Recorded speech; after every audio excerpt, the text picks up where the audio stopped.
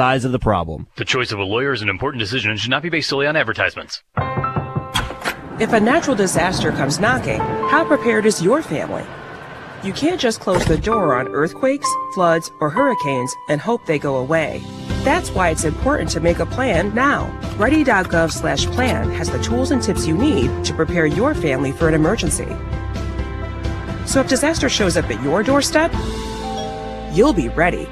Visit ready.gov/plan and make a plan today. Brought to you by FEMA and the Ad Council. Sports Talk powered by fans. Sports Radio 810 WHB Kansas City. The power of sports. America's largest all-sports radio station presents the #1 motorsports show for 2 decades. Track Talk. Brought to you by Lucas Oil Products. Here are the Racing Boys, Scott Traylor and Kirk Elliott.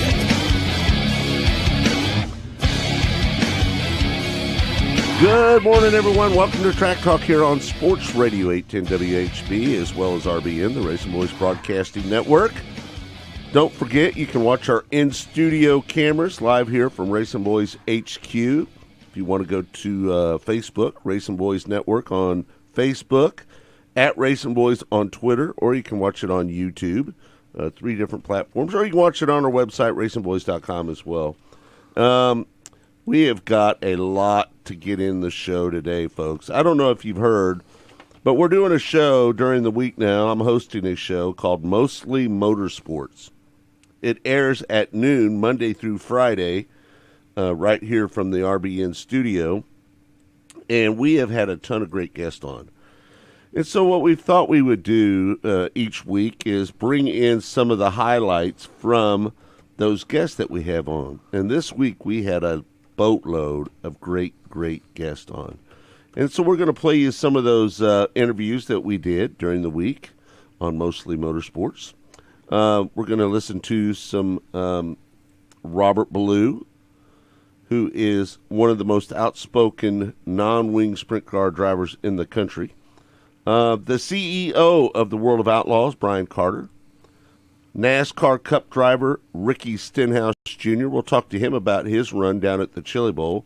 He was pretty happy with that. We'll also talk with the director of marketing up at Knoxville Raceway, Kendra Jacobs. And the newest promoter, maybe one of the guys that has taken on more than anybody else in the country, Terry Maddox. We'll talk to him a little bit and see what his opinions are on everything that he's into. Now 600, OCRS, United Rebel Sprint Car Series, ASCS, the Lucas Oil ASCS National Tour. We'll get a bunch of information from Terry as well. And then also we have some sound from Blackjack Brian Brown. If you want to know how Brown feels about the Chiefs, he talks a little bit about the Chiefs as well, and then we'll have Lee Spencer on. She will be live. So we got a lot of interviews that we did this week, and we hope that you would go to the Mostly Motorsports page, like, share, and subscribe. That way we can get some good ratings over there. Let me tell you, folks, the show is going good. We're getting a lot of downloads. A lot of people are listening to the show, so we hope that you'll go over there and give it a like, share, or subscribe, and let's get Mostly Motorsports a good rating. A lot of great guests every day. You know, it's not all about motorsports all the time. A lot of times, we talked to football with Brian Brown. Kirk, are you ready for that game on Sunday? This town is off the charts right is. now with the Chiefs. Everywhere I go, that's what everybody's talking about. You know what's so Why not? You know what's so funny is, Kirk, when I watch television right now, I get a little disturbed, to be honest with you, because the way a lot of people think that Joe Burrow is better than Patrick Mahomes, it's just annoying to me. Until Joe Burrow has that Super Bowl ring on his finger that Patrick Mahomes already has. I'm going to say Patrick's better. Right. Of the 3 quarterbacks that we've been talking about, Josh Allen of Buffalo last week and Joe Burrow and Patrick Mahomes, Josh Allen you still got to rank Patrick number 1 because he's got the ring. There was nothing better for me than to watch Josh Allen drag his lip off the field at Arrowhead. I hope it left a big old scab right there on the bottom lip. He thought he had it won? You know what? That's what happens when you celebrate a little bit too early. Well, with 13 seconds to go on the clock, I don't care. It's people Patrick thought it was Mahomes. over. It's Patrick Mahomes. That's right. I thought he had a chance. And, you were talking about on your show this week about that Kirk Elliott. He's the only one I talked to thought they had a chance. Here's the only reason I thought they had a chance with 13 seconds to go. They just had to get down in field goal range. They had all 3 timeouts, and you had Patrick Mahomes at the wheel. That's why I thought they had a shot. Now, was it likely it was going to be pull that off? That's pretty tough to do. Mm-hmm. But did he have a chance? Yes, I thought he had a chance. Well, he always had a chance, right? And they got it done. That's just Patrick Mahomes. That's right. Right. Delivers when the money is on the line. And we've seen race car drivers do this. Kyle Larson is one. But these athletes that deliver the goods when the money is on the line, right? That's fun to watch. It's hard to bet against the Chiefs, especially playing at Arrowhead this weekend. It's going to be a great game. I cannot wait. You just hope they don't. Today was Sunday. Right. I think I'm like a lot of fans out there. Let's hurry up and get this game going. At least we're the 3 o'clock game tomorrow. You just hope they don't come out flat and get behind in the game, turn the ball over, something Enough like that. of that, Kirk Elliott. Yeah, if they play as perfect as they did last week, if they play like they did last week. Don't be a negator. If they play like they did last week, they'll Debbie win. Downer, Kirk Elliott, has to bring up the chance of them losing. Well, Cincinnati's good. You know, he's used to that because he's an Iowa State fan.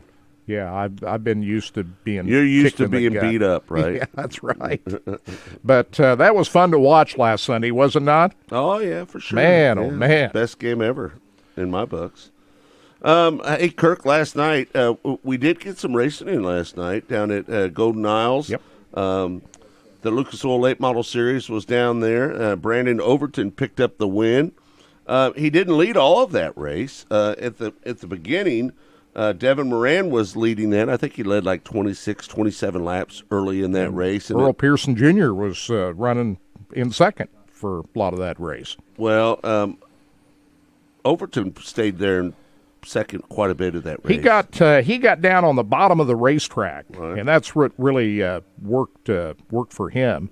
But there at the end, when Hudson O'Neal made that top work, that was pretty exciting finish with Hudson O'Neal coming around the top side of the racetrack. The 71 of Hudson O'Neal looked like he was the fastest car on the track there at the end of that race. I mean, he made that move up there around Moran there at the start-finish line. It looked like he might even steal second place away there on that last lap. It did. It was close. And I'm telling you, if he had 5 more laps, I think we'd be talking about Hudson O'Neal winning that race today. I think so. Wouldn't you?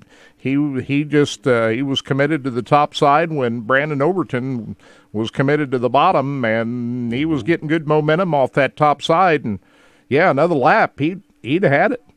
Well, I don't know if he would have had it, but he would have definitely would have had second. I think it would have taken him 2 or 3 laps to get up there and to get around Brandon Overton. But Devin Moran was second, Hudson O'Neal third, Earl Pearson Jr. Came home fourth last night. Yeah. So a good coverage by MAV TV Plus, too, by the way. Yep. Good stuff.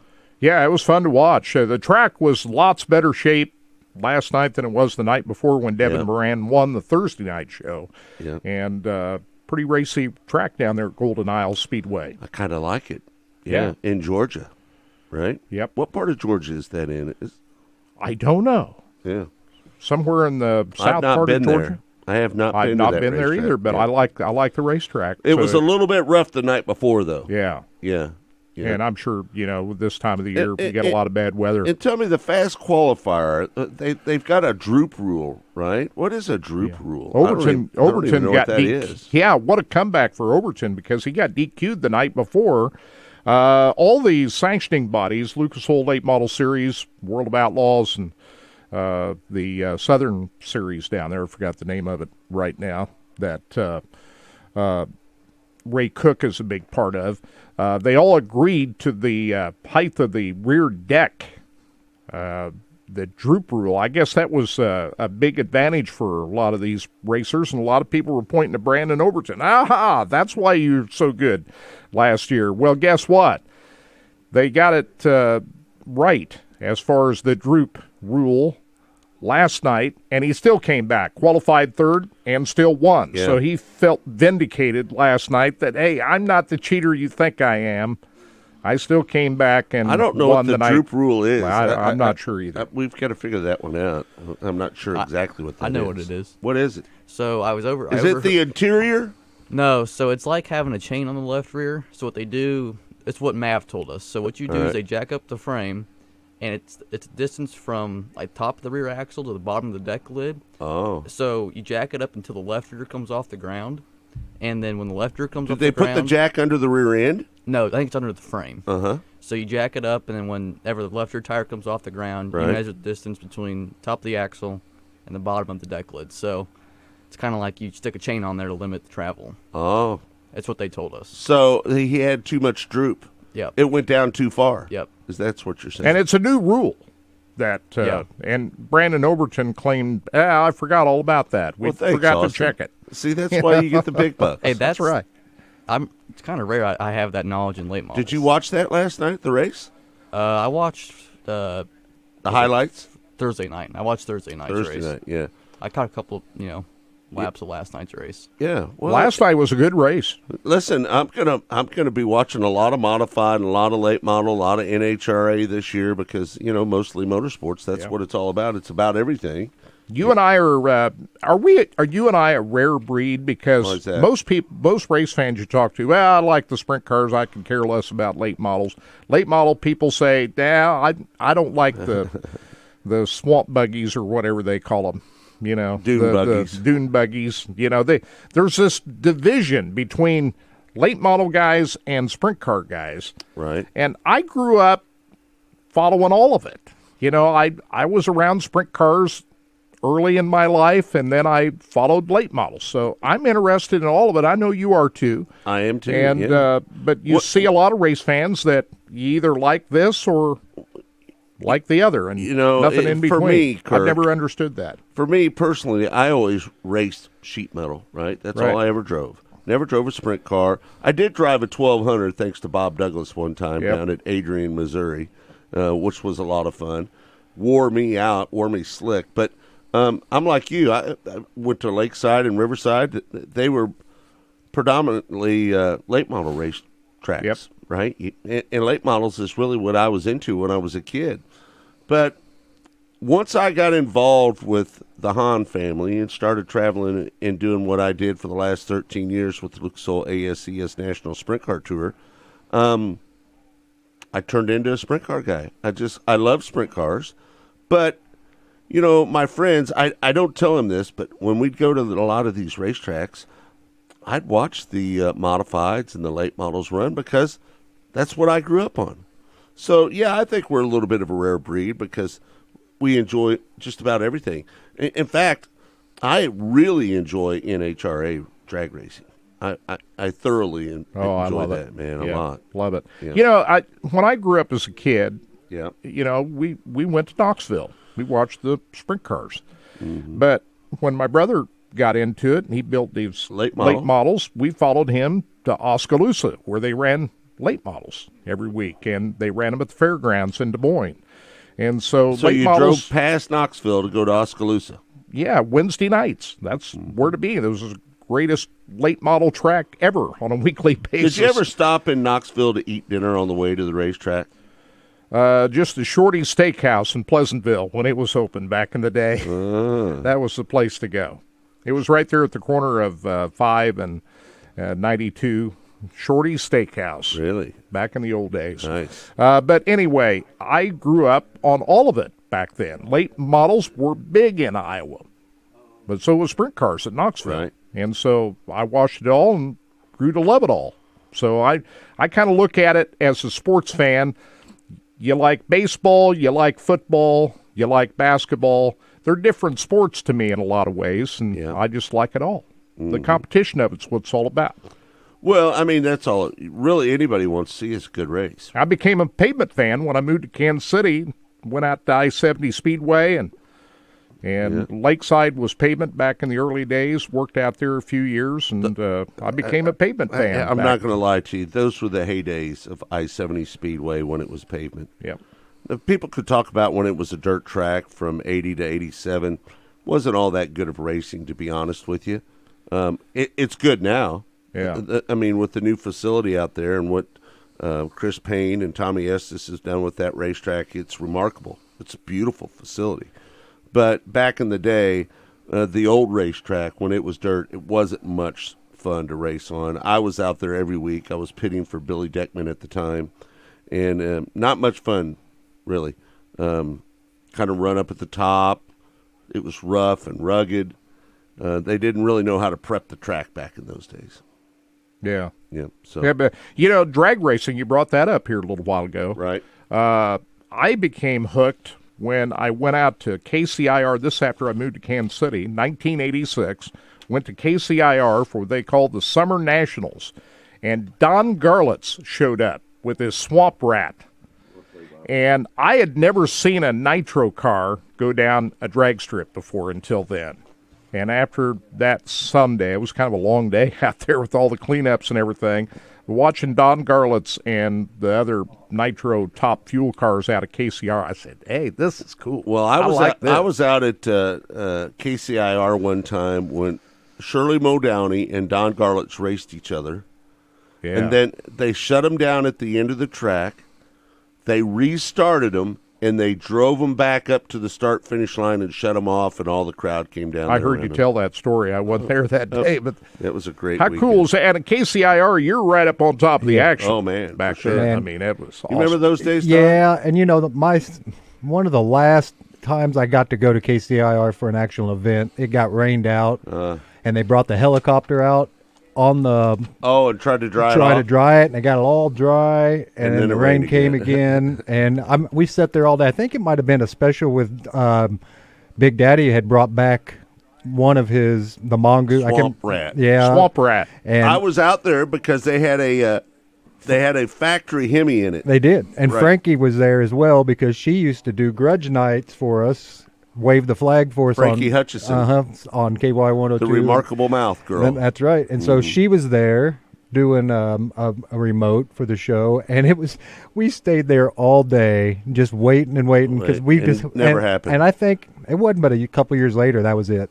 Or maybe it might have been the next year. I don't know if you know this, but Frankie and I have been really good friends since we were about 12 years old. Yeah, I went to middle school with Frankie. That's right. Yeah. She's a good gal. I haven't seen her in a long, long time, but I miss her. She's a good gal still. Yep. All right. Hey, why don't we do this? Let's, Kirk, we're going to play this Robert Ballou interview if you want to lead into it real quick. We're going to do that right now or after the break? We've got just a few minutes. We could do it real quick. Man, what a guy Robert Ballou is. If you've ever seen him race, he is as exciting a dirt track driver as you'll ever see.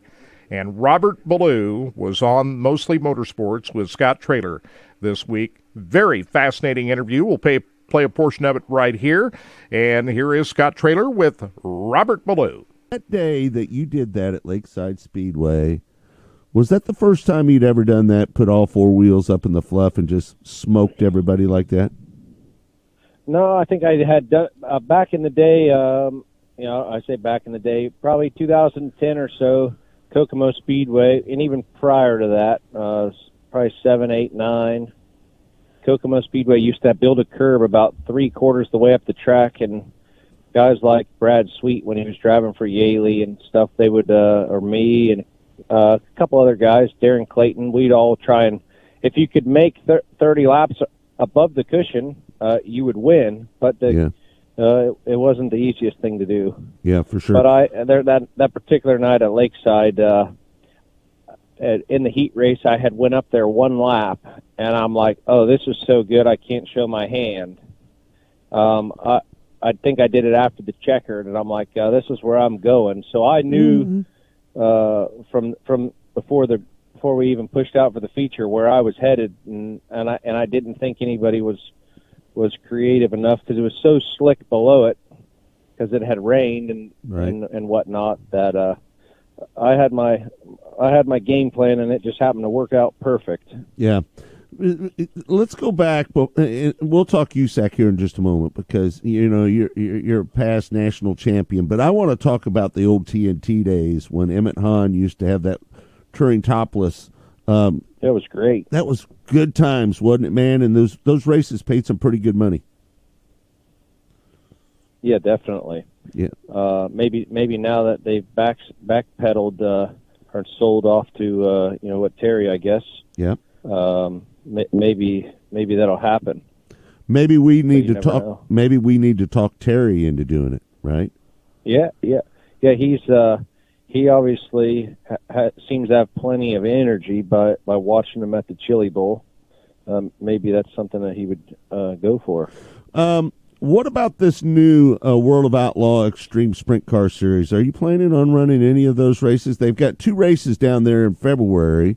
On a Tuesday, Wednesday. Day 1's $5,000. Day 2's $10,000. Are you planning on going down there and running some of that? Yeah. I'm going to run those first 2. You know me. I think over the years, USAC has not been the most fond of me. Right. And so I feel like now, I truly feel like me and USAC are in a pretty good spot. Fine, it's took 14 years, but I feel that they're in a pretty vulnerable spot. I probably should just keep my mouth shut, but you don't do that, but I feel they're in a vulnerable spot, and I feel that with what Casey. With the backing that Casey has with World Racing Group, I truly believe that at some point they could take over. That's not obviously going to happen this year. This is just a trial run to see if it's going to work. I'm not really a fan of Divide, but I also think the only way that USAC was ever going to be forced to raise their purse and kind of give us what we deserve was for someone else to come in, and be a threat. Before when Emmett had the TNT deal, I feel like they had a little pressure then. Yeah. But then obviously whatever happened and they shut that deal down for I don't know, not good reasons in my opinion, but that's here nor there. Mm-hmm. But Casey obviously has been around his whole life. His dad was a promoter for years with SCRA, and I think USAC ended up swallowing that up, and now it's CRA, which is owned by USAC, I believe. And Casey tried to get that war deal going, and I think in my head he, may not had the financial backing to make it what he wanted it. Right. And so obviously Kenny Brown ended up with that, and then he's where he is now with the late model deal. But they tell me that those, from what I hear, them late model guys make sprint car guys look like a cakewalk. Yeah. As far as the politics and the whining and this and that. So hopefully they get a big enough following that they can come in next year and maybe run a full-time deal. And I do think it will give a lot of people an option, a second option. Yeah. I don't think that USAC will ever go away, nor do I want it to go away, but I do feel like, now that Tony Stewart has the All-Stars, he's able to, kind of put without probably spending any of his own money, he's able to put the financial pressure on World Racing Group and made them step up to the game. Mm-hmm. All right, there you have it. That's Robert Ballou earlier this week on Mostly Motorsports. Again, you can find that interview in its entirety. I think it's a whole lot more than what you heard a lot more. Yeah. A lot more. All these interviews, folks, there's a lot more. All you got to do is go to wherever you find your favorite podcast and subscribe to it, and you can listen to everything that we did during the week, or better yet, just tune in and listen to it live during your lunch break. Monday through Friday, we start at noon. All right, we're going to take a break. When we come back, we're going to visit with Brian Carter, the CEO of the World of Outlaws, and Ricky Stenhouse Jr. We'll be back with more of Track Talk. It's all brought to you by Lucas Oil Products, made in America, sold to the world. Track Talk. As your power steering pump ages, seal leaks may occur, causing the power steering system to lose fluid. Your power steering system may also develop an annoying squeal, and the steering may become more difficult to handle. By using Lucas Power Steering Stop Leak, you will stop the seal leaks, reduce slack in rack and pinion, eliminate the squeals and hard spots in your power steering system. It is guaranteed to stop seal leaks or your money back. Lucas Power Steering Stop Leak. It works.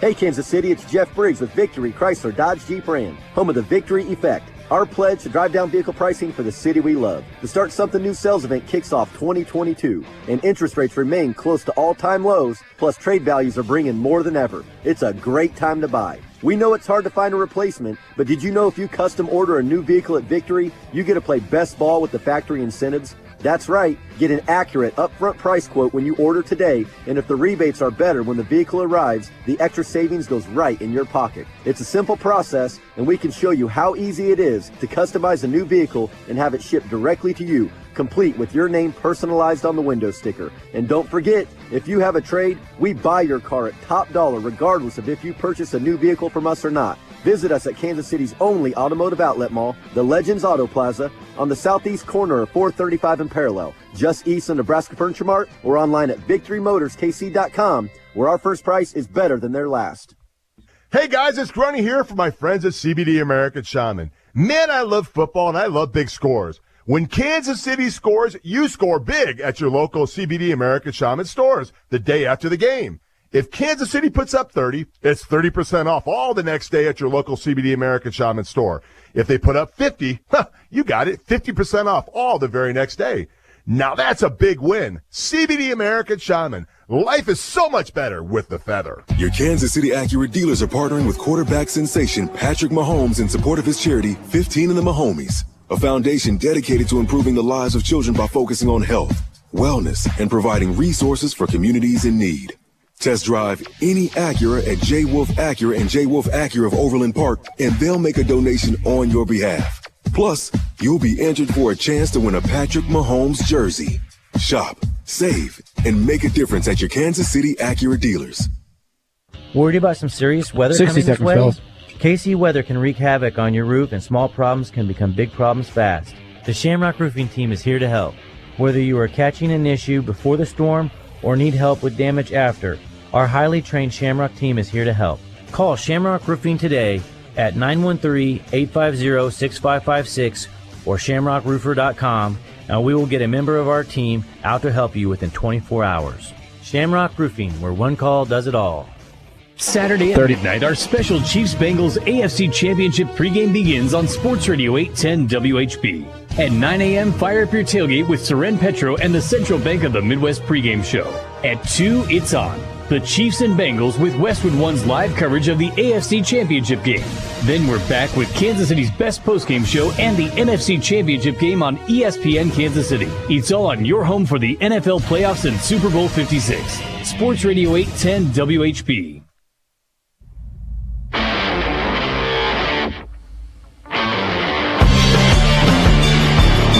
Oh, Blake. You don't know how much I love that band right there. Blake, have you seen Rival Sons? You ever seen them? I have not seen them, but I really want to. You turned me on to them. Man, they are unbelievable. And they're going to be playing up in Omaha here in about another month. And Deidre and I are talking about going up there and seeing them. We are so obsessed with that band. It may be the greatest singer I've ever heard. I like them, and I've also been listening to a ton of Greta Van Fleet, so those two are just rocking hard, man. You know, the problem with Greta Van Fleet for me is the singer tries to act too much like Robert Plant. His mannerisms when he sings, doesn't he, Todd? Does he not try to rip off Robert Plant 100%? Well, he found something that worked, and it had a hook. Man, they were big in their little town, but I ain't gonna lie, he really pushes the Plant button hard. I don't think, to be honest with you, Greta Van Fleet, me personally, his voice is a little contrived.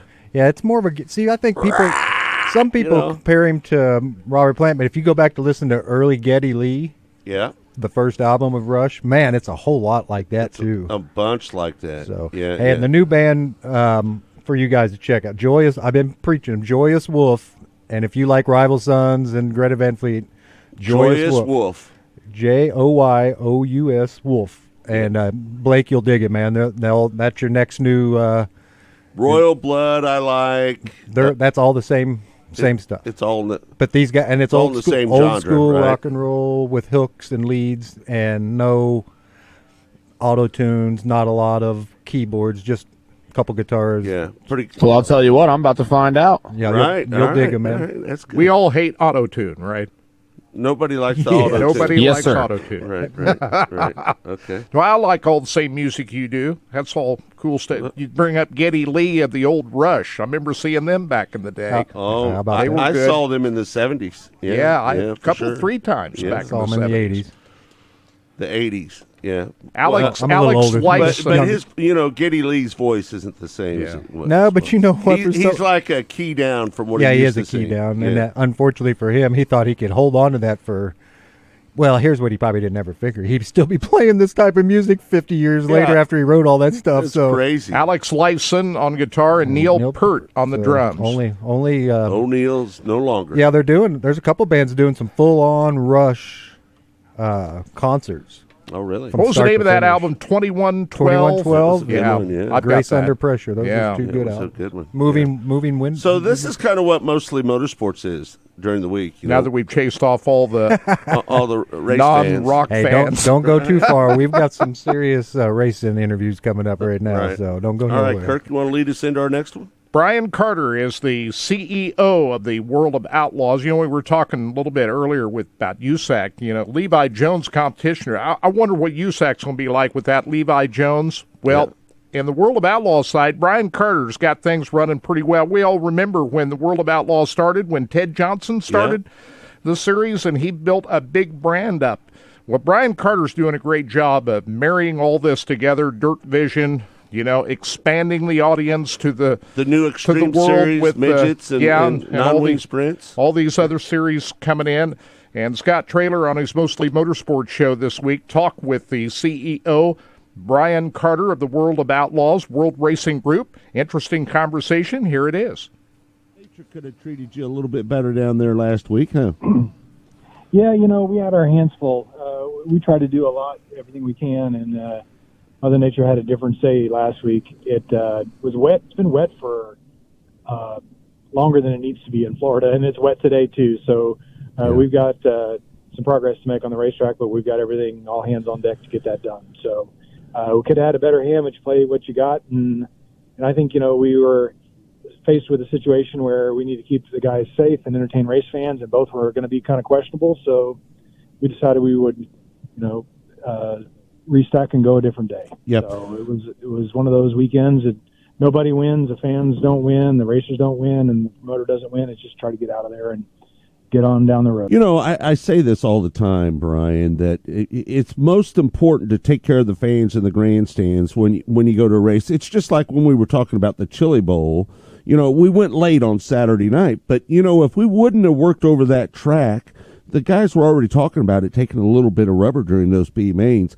I would rather take the time and stay late to have a good race, because if you're going to shell out your hard-earned money, right, you want to make sure that you get your money's worth. And a lot of times, some promoters, not all, but some promoters just kind of throw in their hat and just say, this is what you get, this is what you're going to have to race on.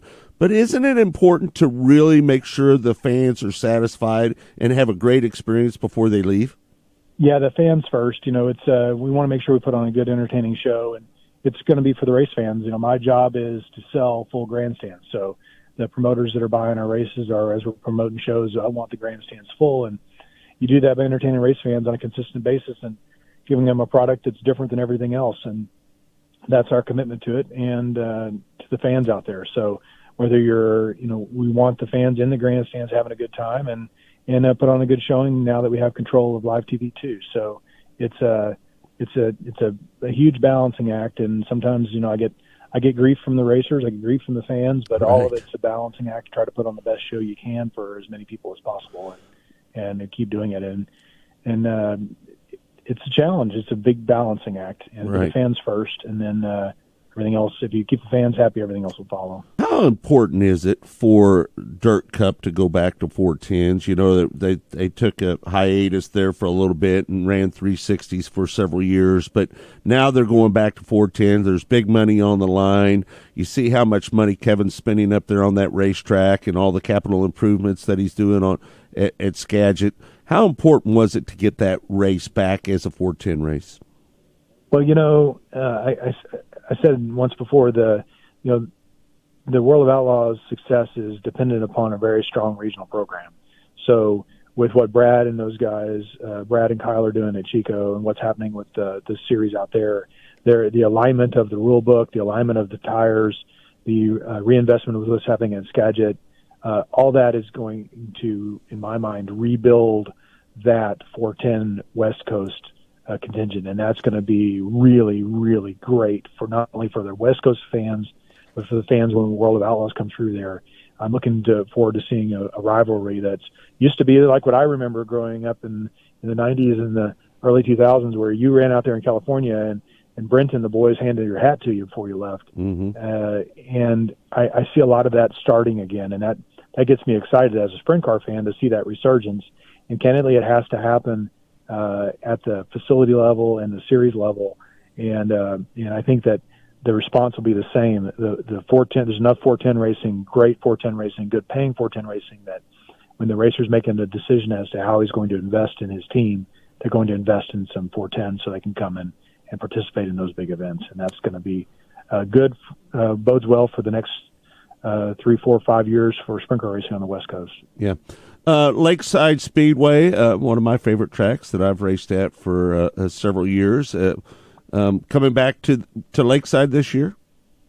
That's the plan. So I know we got a little bit of different with that's going to be I don't have my calendar in front of me. You caught me. I'm sorry about that. No, that's fine. I'm good. I do a lot of this stuff. Let Carlton handle all that, but yes, we'll be back at Lakeside. It's going to be good, and with what Kenny has for 410s coming at Lakeside, that's going to be great. And I know that you've got some investment happening there too with Kevin Grieven and the guys, and there's some things happening in Lakeside. It's going to be Lake Ozark is going to help kind of grow 410 racing around there. So it's life is good. Yep. That is October 15th, where the World of Outlaws NOS Energy drink at Lakeside Speedway. I've got to ask this question. I don't see I-70 Speedway back on the schedule. Are we not going to I-70 this year? Not this year. We're going to take a break. We had they did a lot of investment there and working on that, and I think we're going to, it was a great inaugural event, and I'd say that we have potential for going back there, but we've taken a break from I-70 this year. And Kevin Grieven is the man at Lake Ozark Speedway, which can be confused with Lakeside Speedway. Yeah. Anyway, two big racetracks for the World Kevin of Outlaws. doing a good job down there at Lake Ozark Speedway. I guess the biggest news right there in that interview was the World of Outlaws not returning to I-70 Speedway. Yeah, there was something going on out there that I'm not sure what happened out there.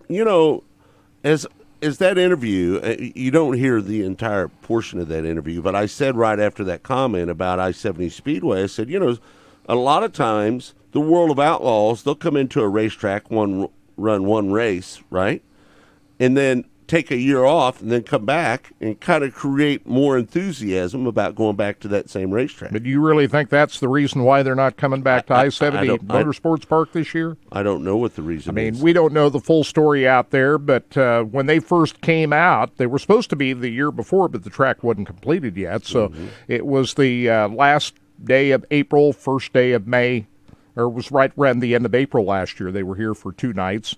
Huge event, big crowds both nights. You think, okay, World of Outlaws going to be at I-70 Motorsports Park every year, but not on the schedule. So there was some kind of disagreement over something out there, but hopefully they'll be back because that's a great venue to bring the Outlaws, and it was a great event last year. Let's hope we see them back soon. I definitely believe the World of Outlaws will be back to I-70 Speedway. Good news is the All-Stars are going to run out there this year. Yeah, and they put on a great show out there last year. Yeah. So, and we're going to see some 360 ASCS racing at I-70 Motorsports Park. Yeah, all right. We're going to take a quick break here right now because when we come back, we're going to play an interview that we did with, it's a little extended, a little bit longer than these last couple interviews, with NASCAR Cup driver Ricky Stenhouse Jr. That's all next right here on Track Talk on Sports Radio 810 WHB and RBN, the Racing Boys Broadcasting Network.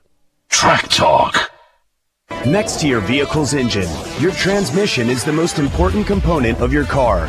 If it's not properly maintained, your car may not shift properly. By adding Lucas Transmission Fix to your transmission, it cleans and lubricates sticking valves for proper shifting, renews worn bands to stop slipping, stops seal leaks, will not void new car warranties, contains no harmful solvents. Lucas Transmission Fix. It works. Hey, Kansas City, Stephen St. John here to tell you more about my friends at Hy-Vee. I love shopping at Hy-Vee for healthy snacks and meals for my family to keep us on track in the new year. My family and I love the meals to go at Hy-Vee. I love the sushi, my wife loves the salmon, and everyone loves the pizza, especially my kids. With the high price of gas right now, I'm always excited to see how much I save at the pump with my Fuel Saver discounts. At my last fill-up, I saved 90 cents a gallon. We're trying to eat right in 2022, so my family and I sit down and make out our grocery list, and I just scan the H-shaped QR code with my smartphone, and that takes me directly to HyVeeDeals.com, where I find hundreds of weekly hot deals. And Hy-Vee makes shopping so convenient for me with Aisles Online, Hy-Vee's personal shopper service that allows me to order from home and have my groceries delivered, or I pick them up for free, only at Hy-Vee. Hey, Kansas City, Stephen St. John here for Window Nation. It's freezing outside. Are you feeling the cold air coming into your home? Heater running constantly? If so, you need new windows. Window Nation wants to help keep you warm inside with their 0 down, 0 payments, and 0 interest offer for a limited time. Get new windows and keep all of your cold, hard cash in your nice, warm pocket for 2 years. And this is even cooler. Window Nation is giving you 2 free windows with every 2 you buy. There's no limit. Let Window Nation get you out of the deep freeze. Get your home winterized with energy-efficient Window Nation windows, and you'll be warmly rewarded with lower energy bills. Pay nothing until 2024. Plus, you'll get 2 windows free with every 2 you buy. Now is the very best time for the very best deal of this brand new year. Call Window Nation today at 866-90-NATION or visit windownation.com. That's windownation.com, and tell them Stephen St. John sent you. Deep breaths. Mice Virtual 60. Meditation Studio has never been busier. Imagine not working. They need a remote assistant to realign their scheduling. Blank calendar. Sorry, back to your breath. Indeed can help them hire great people fast. I need Indeed. Indeed you do. Make calls, schedule virtual interviews, and talk to candidates right from your employer dashboard. Visit Indeed.com/credit and get $75 towards your first sponsored job. Terms and conditions apply. Family Leisure's 30. After Christmas clearance sale is here. Family Leisure has the best prices of the year on closeout, scratch and dent, and overstock products, and bonus deals for you if you mention 810. Pool tables, foosball, air hockey, bars and bar stools reduced by up to 70%. Hot tubs, tanning beds, and home theater seating at their best prices. Family Leisure has the best products, best selection, and best prices guaranteed. Take advantage of the special 810 deals while they last. Family Leisure, K10 and Ridgeview in Olathe. Awesome!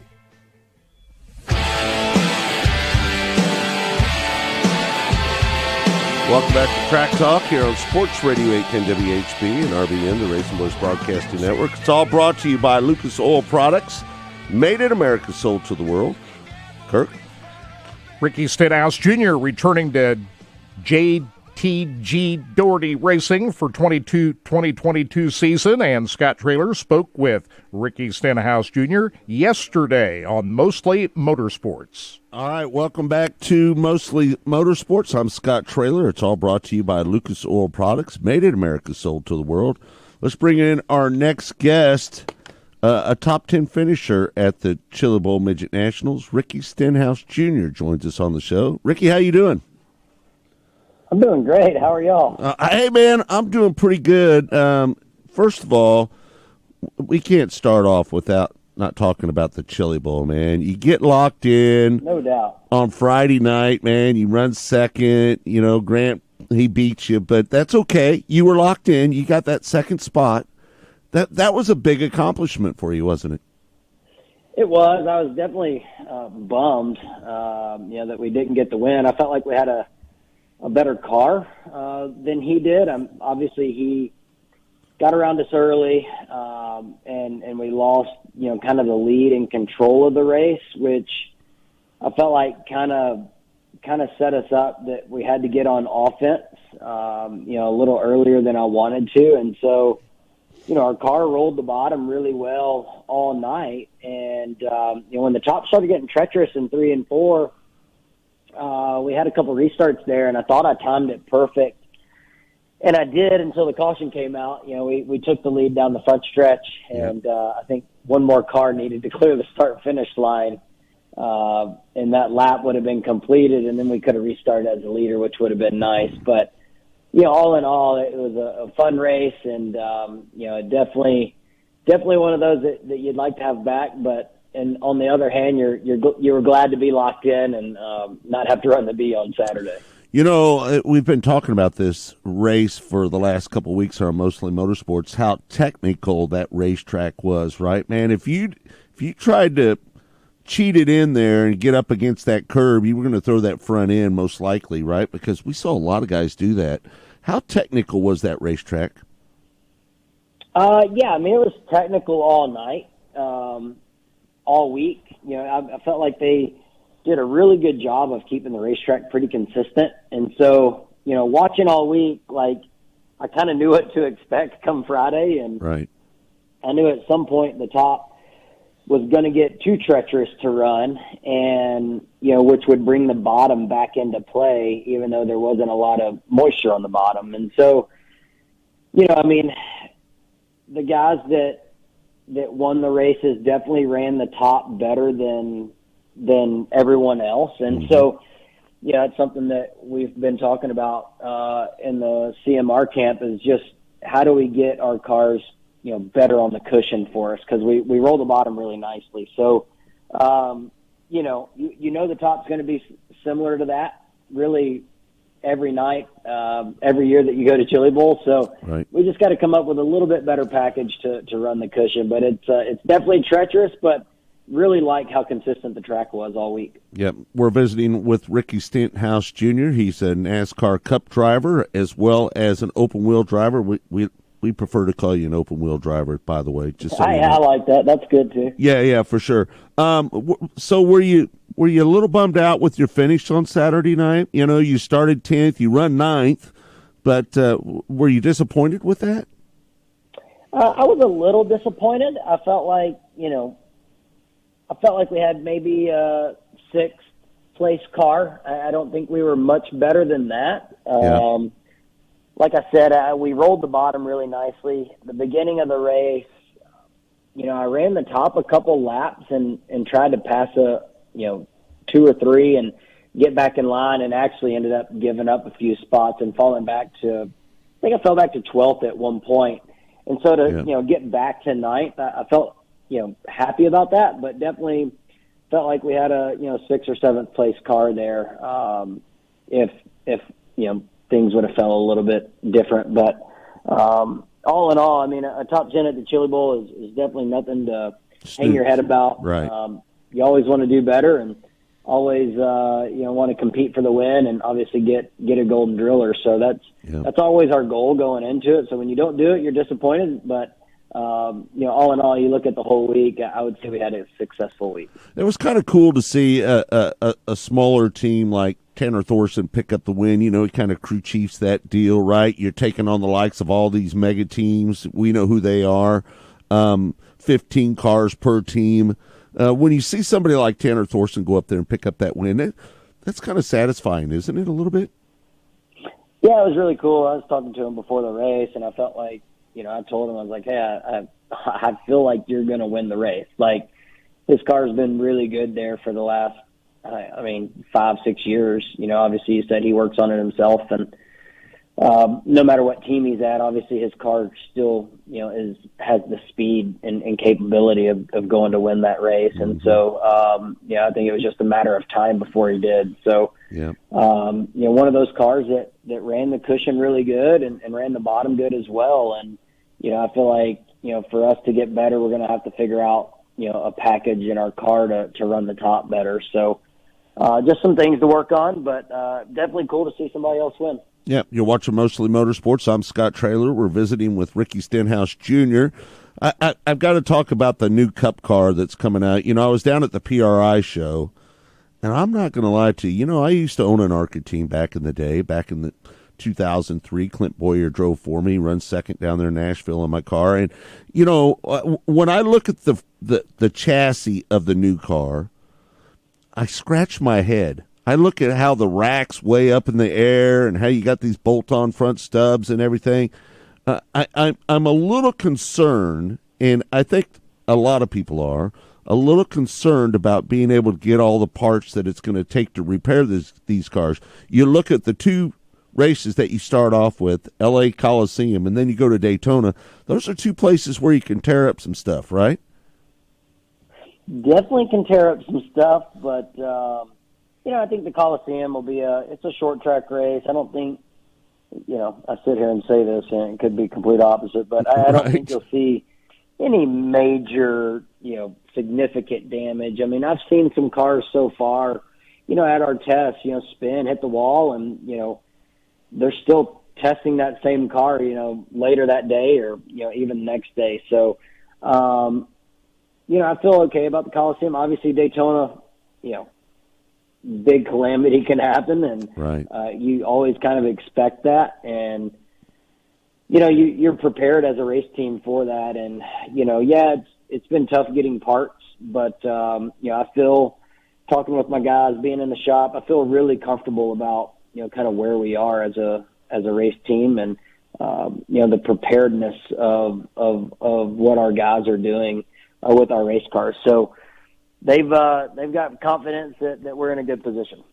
Do you think guys like yourself, and again, I go back to your open wheel background, and I look at a guy like Kyle Larson, do you think the guys that have that, that feel in the seat of their pants when they drive an open wheel car, do you think that maybe they might have an advantage with this new car because they say it's a little difficult to drive? It is definitely difficult to drive, which, has made the test, a lot of fun and enjoyable.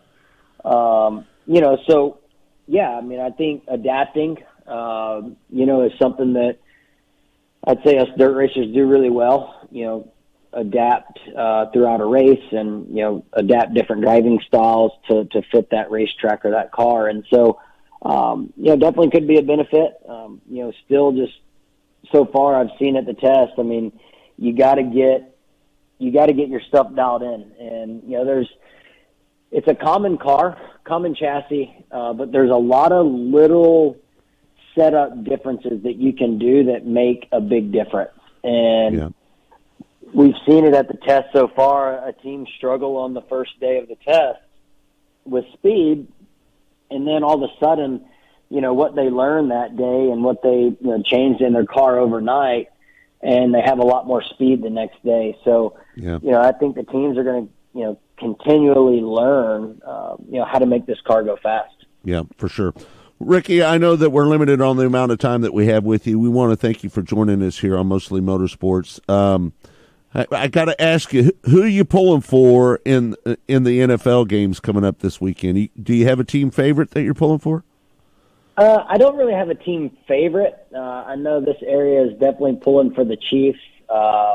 Brian Brown, Clint Boyer, right, and everybody in Kansas City. So it's really fun watching Patrick Mahomes play football. That's for sure.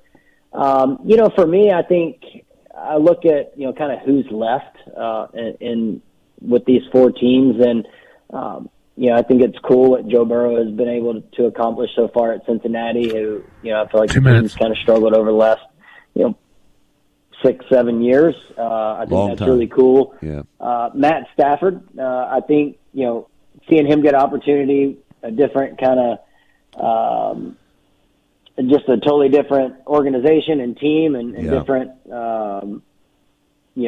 teammates. And here he is contending to go for a Super Bowl, which I think is really cool storyline as well. So I don't really have a favorite or anybody that I care to win, but definitely will be tuned in and watching. Let's just hope that Joe Burrow doesn't have a great game against the Chiefs. As a Kansas City guy, that's what we're hoping for here. Hey, Ricky. Yeah, that's going to be a knockdown drag out. It's going to be a good game. I can't wait. I wish Sunday was here already. So, all right, Ricky, thanks so much for joining us here on Mostly Motorsports. We appreciate you taking the time. Good luck to you out there at the L.A. Coliseum and down at Daytona, okay? Thank you. I appreciate it. All right, there he is, Ricky Stenhouse Jr., one-car team this year. Yeah. He's the only driver for JTG Doherty Racing. Takes money to run those teams. Yeah. Right. Again, Mostly Motorsports, you can hear it Monday through Friday at 12 noon. 60 seconds. And you can just go back and listen to it. Man, we're getting a ton of downloads. So if you would, make sure you like, share, subscribe, give us a rating over there. It helps us a little bit with our show. Monday through Friday, 12 noon Central Time. And we got more in the second hour, but we do have a live interview. Lee Spencer, live in Hour 2 exclusively on RacingBoys.com. Kendra Jacobs, Terry Maddox, Brian Brown, Hour number 2, and then Lee Spencer. So that's what you have coming up. We hope that you enjoyed Hour number 1 here on Sports Radio 810 WHB. We'll do it all over again next week at 8 o'clock. For Blake back at Sports Radio 810 WHB, Austin O'Neill, Todd Surprise, my partner Kirk Elliott. I'm Scott Traylor. We hope that you'll join us Monday, 12 noon, for Mostly Motorsports. Mostly Motorsports and Track Talk have all been brought to you by Lucas Oil Products. Go Made Chiefs. in America, sold to the world. Go Chiefs!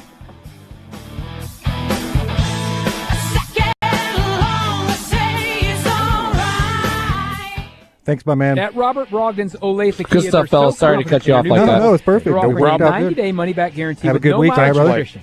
From the Yeah, y'all have a good one, man. Go Chiefs. All right, go Chiefs. Rock and roll. Sportage or sold. Get what you absolutely want or return it if it's not right for you. Plus, all new Kias are backed by a 10-year... Taking care of your car is a responsibility. It ensures the long life of your car and its expensive components. That's why Lucas Oil takes automotive protection so seriously. Lucas heavy-duty oil stabilizer bonds with motor oil to shield engines from heat and wear. So take pride in caring for your car and pass that pride and knowledge to the next generation for years of smooth, reliable driving on the long road ahead. Trust Lucas Oil. It works.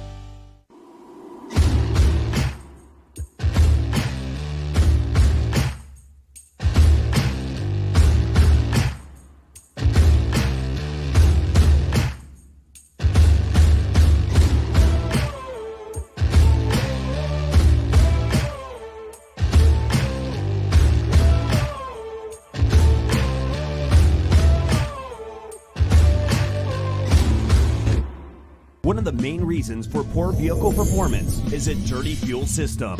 It can cause decreased fuel economy and actually do harm to your engine over time. By adding Lucas fuel treatment to your vehicle, it cleans and lubricates the entire fuel system, pump, carburetors, fuel injectors, and valves as you drive. It also improves your vehicle's performance. It's a non-solvent product designed to protect both gasoline and diesel engines. Lucas Fuel Treatment. It works.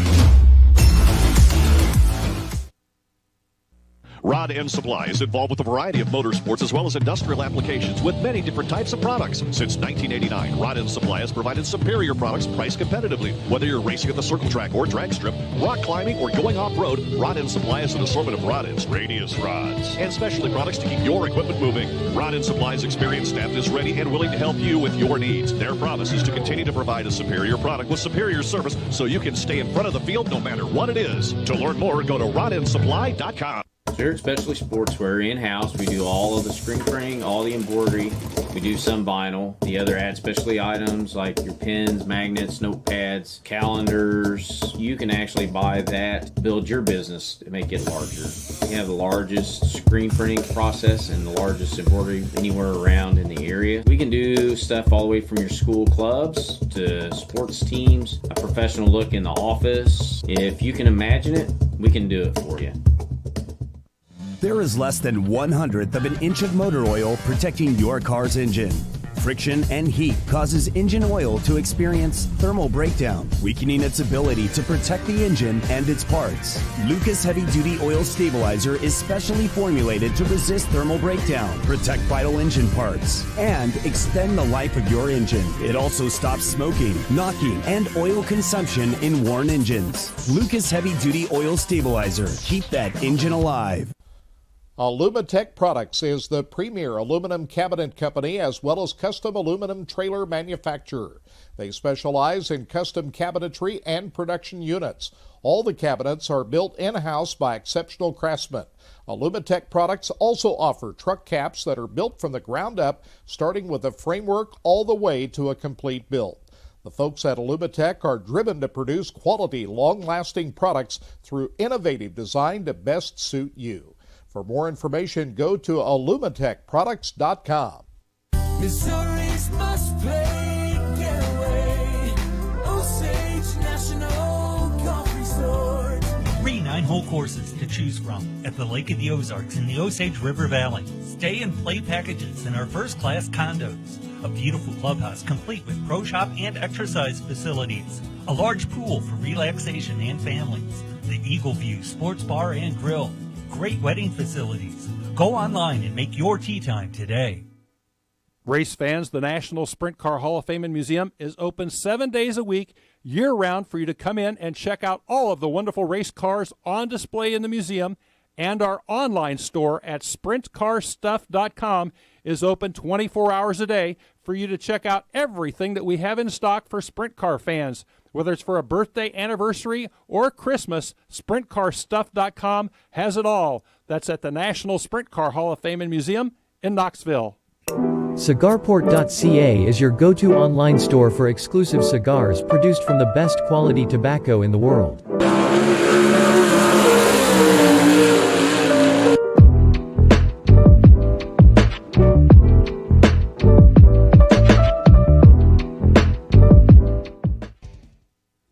At Lucas Oil, we take pride in creating problem-solving products to make your car care easier. We protect your vehicle and make it run longer so you can focus on the things that matter most. Whether it's commuting to work, visiting a loved one, taking the kids where they need to go, going to the big game, or anywhere life takes you, Lucas Oil is committed to getting you there for all of life's important moments. Lucas Oil, it works. Hey, this is Larry the Cable Guy, and you're listening to Racing Boys, and if you ain't listening to them, you get out of the country because you're a communist. I love the Racing Boys. Like Mater says, they make me happier than a tornado in a trailer park. You know the funny thing about that is, the Larry voice and the Mater voice are exactly the same. Get her done! Welcome to Hour 2 of Track Talk on the Racing Boys Broadcasting Network. Brought to you by Lucas Oil Products. Made in America, sold to the world. Here again are the Racing Boys, Scott Traylor and Kirk Elliott. Todd, we're going to need to find a intro that says, it's 9 a.m. I've looked and looked. Have you? And looked. Can't find anything. There's a rap one that we can't use that doesn't say 9 a.m., but it says it's 9 something, get up something. Effing 9 a.m. or something. I've tried. There's actually a website, Scott, which is very cool. Tell me about it. You can, and I forgot, I've got it saved on my desktop at home, but you can take this and type in any quote any movie line, any song line, and it will pull up every one that it was used, and not just a word. It'll pull the. So you typed in 9 a.m. So it'll pull up anytime anybody ever says 9 a.m. in a movie, in a song, in anything. So there's a few in some movies that I think there might be some possibilities that we might be able to overdub into. We need some movie liners to make fun of ourselves a little bit. There's quite a few of those, but I'm amazed, Scott, that there is no 9 a.m. song. So here's what we need. Adam, you're out there listening. Oh, you know he is. So Adam, if you're up, we need a song. We need a song that says 9 a.m. at the beginning. Yep. And that way we can start off our second hour even if it's just him screaming. Yeah. He's good at that. Yeah. Oh no, he can do it. We can do that. Maybe we can get Kirk to do a voiceover. Kirk, can you sing 9 a.m.? I can't scream. No. No, can you sing? No, I don't think so. I don't think I can sing in my shower to myself. Have you ever seen that Shaq commercial where he's singing in the shower and he sounds so good? I can sing to myself in the shower and he just sounds fine. like crap. Yeah. Yep. Everybody's good in the shower, and then when you step out, you're back to reality. I'm my own best audience. I don't think I'm good for anybody else. Speaking of singing, Adam even had his wife singing on one of his little songs. Really? Backup? Cool. No, the lead. A lead? She's singing. Can she sing? Yeah, she's pretty good. I mean, like you said, it's tough to stick a mic. You can tell that he's not the only musician over there. So it was funny because he sings like a little bit of a part, right? And then you know what he needs to do is get his kid in there. Well, that's next. It's coming. It's coming. The little man. Is he playing yet? I don't know. It's funny. I gave him those drums, and they kind of the same way that I did when I gave him to Zach. Yeah, he played on him for a little bit, and then he got and it was tired. like, I want to do something else, but Zach give up on him though. Yeah, he went to guitar and keyboard. He's real good. He's stuck with that. No drums. He's like his dad. He wants to be up front. He likes to play those. He don't want to play behind everybody. He's a rhythm and he's a strict, like they say in Dire Straits. Right? He's just simply rhythm and blues guy, right? Yep, that's what he is. Maurice listening from PA. How about that? Austin O'Neill, I got something to ask you. This Rolex 24 hours this weekend, right? Yes, I think it goes live today. Your mic's a little low there, Austin. You're a little soft-spoken. I talk too quiet. You're a soft-spoken guy. Last week, the other 24 hours of Daytona iRacing in progress, and on this show a week ago, we were geared up to watching you and your partners race. What was that, Lamborghini? It was a Lamborghini Huracan, which I believe was in the GTD class. Sponsored by Mostly Motorsports. Yeah, it was a fully Mostly Motorsports car. Did a little promotion for our new podcast. You made it a lot of hours, but not the full 24 hours. What happened? Well, we had a really good game plan coming into the race. We started 37th, and with fuel strategy and pit strategy, got our way up to 6th, and then our third driver took over, and his pace wasn't as good as ours, and we lost a little bit of time through the 4th hour of the run. I made that time back up through my 3 hours of racing, and then in the 8th hour, our third driver had a little bit of a late entry into the bus stop on the backstretch, and caught the big turtle. Yeah, I caught the big turtle off the exit, and that turtle is it's pretty deadly with these cars. So, car got in the grass and overcorrected it and hit the wall pretty hard. I noticed you wear the virtual goggles. I have to. So my partner Chris behind me, he has triple setup, and I've tried running it, and I just can't be as aggressive and detailed as I am. You feel like you're more into the car when you have the virtual goggles on? Well, for sure. I mean, I went and raced Williams Grove last night and ran 25 laps on the fence without hitting it. You did? I can just... Did you win? I ran second. I should have won. I messed up. But I just having the feel of where the car was, and I could kind of see where I'm at on the track pretty much. Yeah. How much does this really help you, the virtual racing, when you get out there on the real track? Is this a real big asset to learning these tracks and when you get out there for real?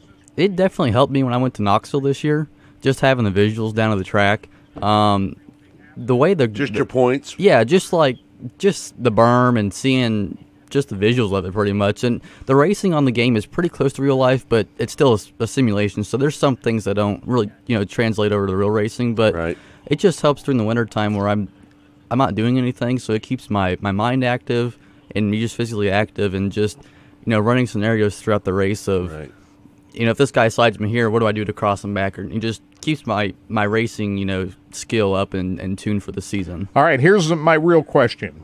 They had the virtual. Those other questions weren't real. No, Those they were just play questions. Well, this is the one that interests me the most now.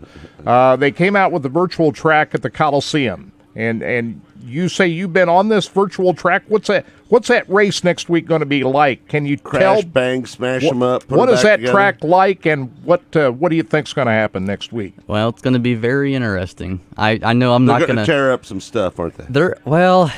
You're just going to tear up bodywork, I think. I don't think. I ran the Cup car down there, and I think the top speed at the end of the straightaway was like 60, 70 miles an hour. So, and plus you got 20.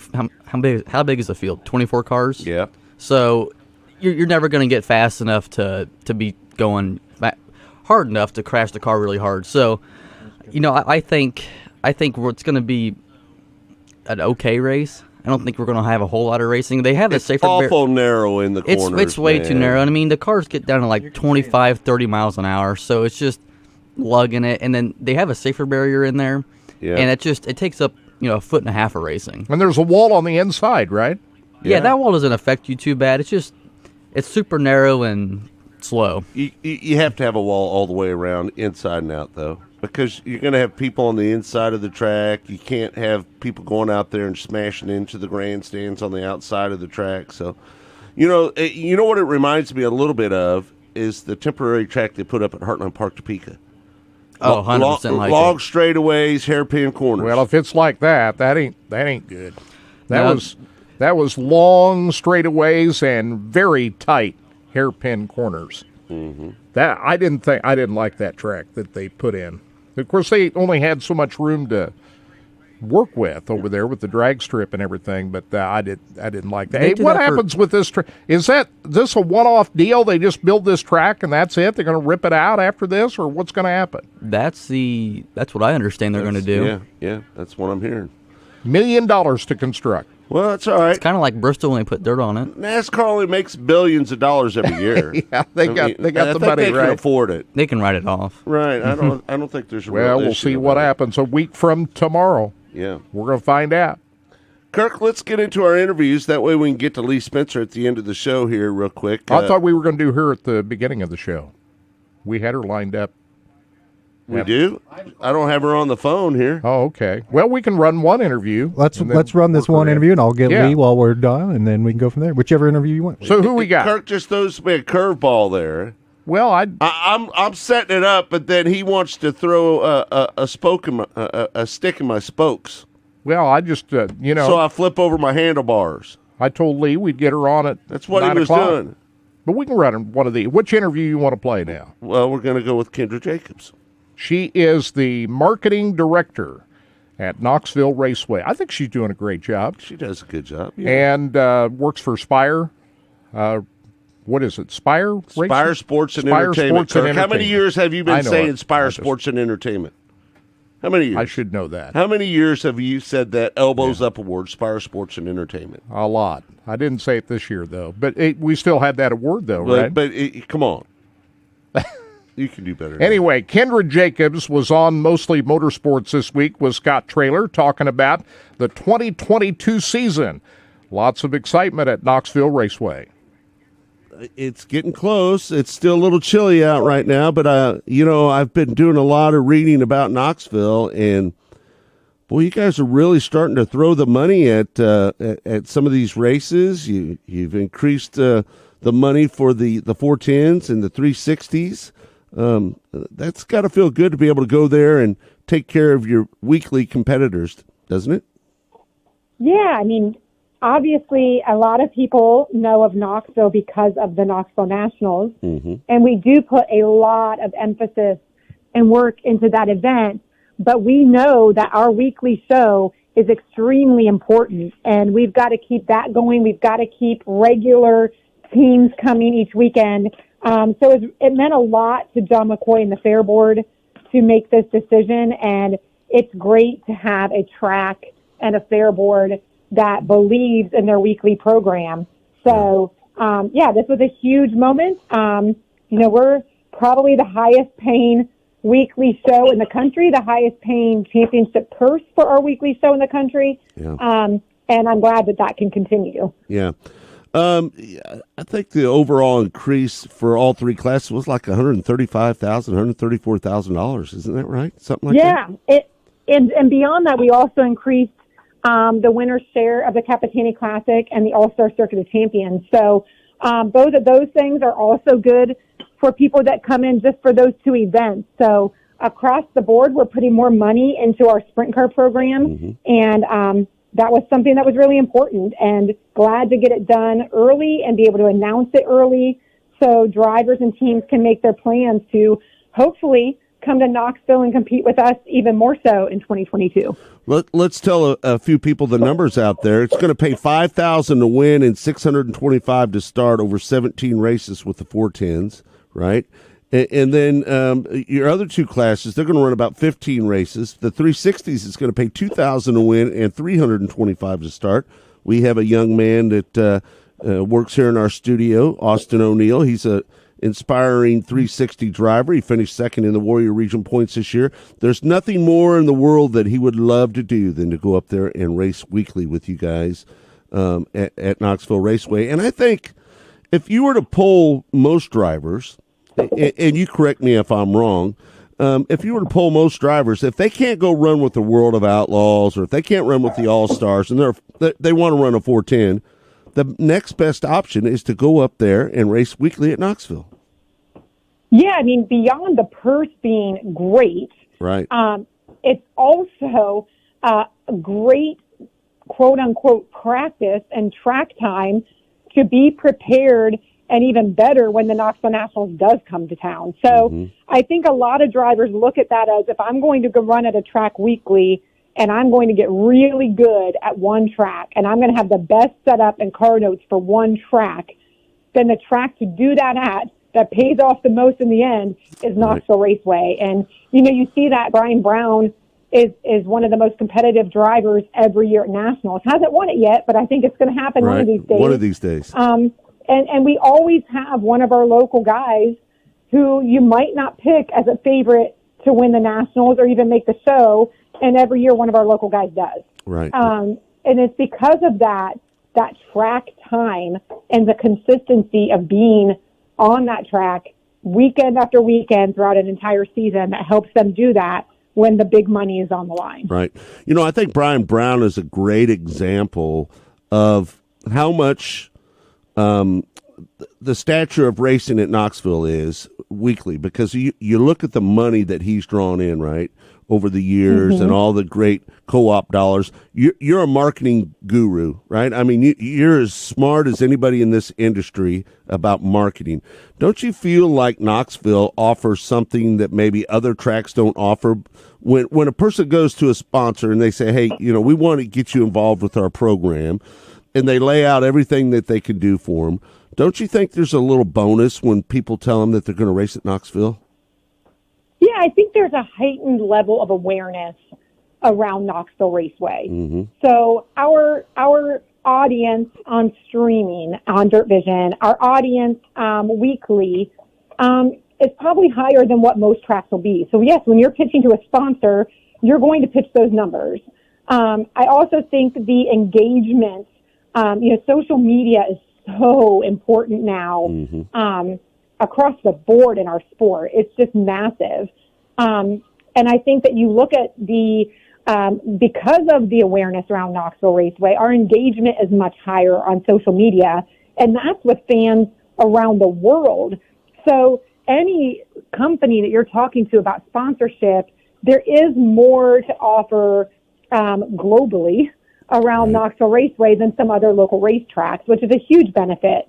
And for someone like Brian Brown, whose main sponsors are Casey's and FVP, Casey's is located only about 40 minutes from Knoxville Raceway. Right. And FVP is really close by in Minneapolis. So both of those sponsors see that as a great market for them. And Brian's extremely smart and wants to compete where his sponsors will get the most out of it and where they'll be able to attend and be able to tell their customers and employees, here's a track that's not that far away, and we have a fully sponsored car that competes there weekly. So it's extremely beneficial for him.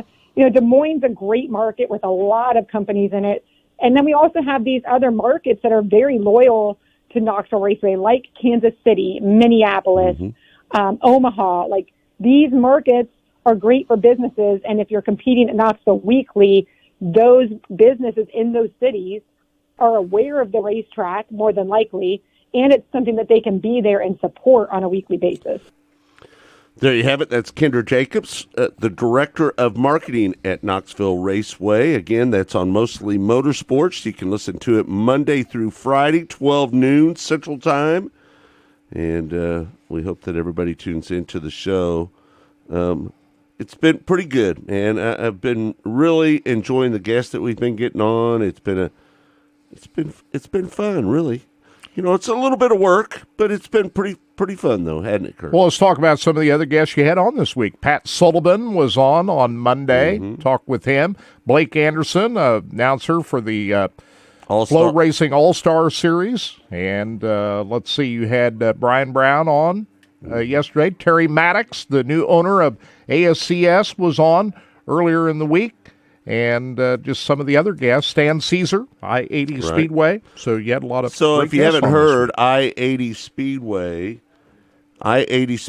is going to close down after this year. Kirk, your thoughts on that? Well, we've known that here for a year or two. Yeah. That I guess we didn't know how much longer, if they were going to run another season or not. But you know, that property has become very valuable. And who would have thought it when I-80 Speedway was built back in the early 90s? But everything has grown around it. That property values have gone up. And, you know, Joe Kosiski Joe's wanting to retire, too. Don't forget that part. But, man, what a great job the Kosiski family has done up there. They built up that Silver Dollar Nationals event to become one of the premier late model events in the whole country. Yeah, no doubt. And because they're late model guys, they have passion for late models. And we're going to miss I-80 Speedway. We're certainly going to miss the Silver Dollar Nationals. There's going to be one more of them coming up this year. But Eagle's going to be in a pretty good spot there after they're gone. Yeah, because they're just 15 miles down the road. South Eagle Raceway is still around. I want to give a shout out to Jerome. He said, "We love listening to the Racing Boys here in South Dakota." We appreciate that, buddy. All right. I got to get up to Houston Speedway sometime. Yeah, no. You've been there? Oh, yeah. Got to get up there to see that track. Yeah. All right, let's bring in Lee Spencer, Racing Boys Own right now. How you doing, Lee? Good morning, gentlemen. How are you? Good morning. Sorry, we had to run an interview before we got to you. Sorry about that. Oh, no, not a problem. I'm just, hanging and waiting and, and enjoying this beautiful Saturday. Do you have some yoga to do this morning?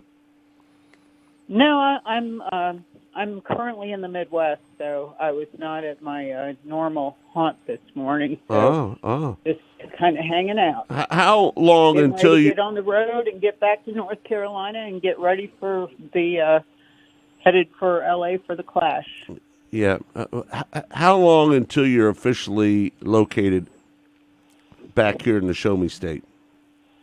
Well, I mean, I've been, this is my third trip this month, so I'm going back and forth like a wild woman, but I want to have the house appointed here before we get on the road, because, once the season starts, nothing gets done. Right. What's that, about 750 miles for you? I can do it in 10 hours and 20 minutes. Yeah. That's not too bad. That's not bad at all. So you're No, that's not bad. I mean, we kind of look at it, if we have to go to the airport, if we flew here, it would be 8 hours. So right. I have the convenience of, not having to deal with a lot of red tape and, Yeah. I don't know. I think the airport can be a lot of wear and tear. Being in the car listening to the Racing Boys is not. Right. We had Ricky on this week on Mostly Motorsports, and he didn't think that they were going to tear up that much at the LA Coliseum. I can't believe that. Was he at the test? I'm not sure he was at the test or not. We didn't ask. We talked to him yesterday. We talked to him yesterday, and the test was 2 days earlier. I was, I didn't know whether or not he had participated in that, because it would have been nice to get his perspective on what he thought the place looked like, or how the track drove. I mean, when you hear stories about or I was watching it on Facebook. NASCAR had the test on Facebook Live, but when you see guys like Kyle Busch spinning out or Chase Elliott spinning out, you know that they're trying to find the very edge of where this new car is, and so better to do it in practice, right, before the event. And I mean, this, it's not a points paying race, so I think we'll see them taking it to the edge during this event as well. But a quarter-mile track is going to be, tight confines for this bunch. Yeah, I don't know if you remember when the World of Outlaws raced at Heartland Park, Topeka. They put a temporary dirt track on the drag strip. Do you remember back in those days? It was, well, I'm just going to say it wasn't very good racing.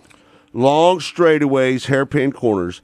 The track at the Coliseum reminds me a lot of the racetrack that we had at Heartland Park, Topeka, back in those days. Yeah, I'm not sure if it's going to be that. It might worse than that. It's worse than that because when I look at the corners at the Coliseum, it's not even two corners. It's one corner, right?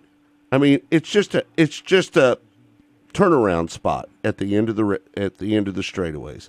I say they're starting 24 cars. I say 15 cars at the most finish. What do you think about that, I think that's probably about right. Wouldn't you think, Scott? No, I think they're going to rip off some noses, some fenders. They're going to knock some radiators out because it's going to be a push and shove show is what it's going to be. I just believe it's going to have to be because how else do you expect to pass when it's that narrow? Yeah, no, I agree. It's too narrow. Do you think it's too narrow, Lee?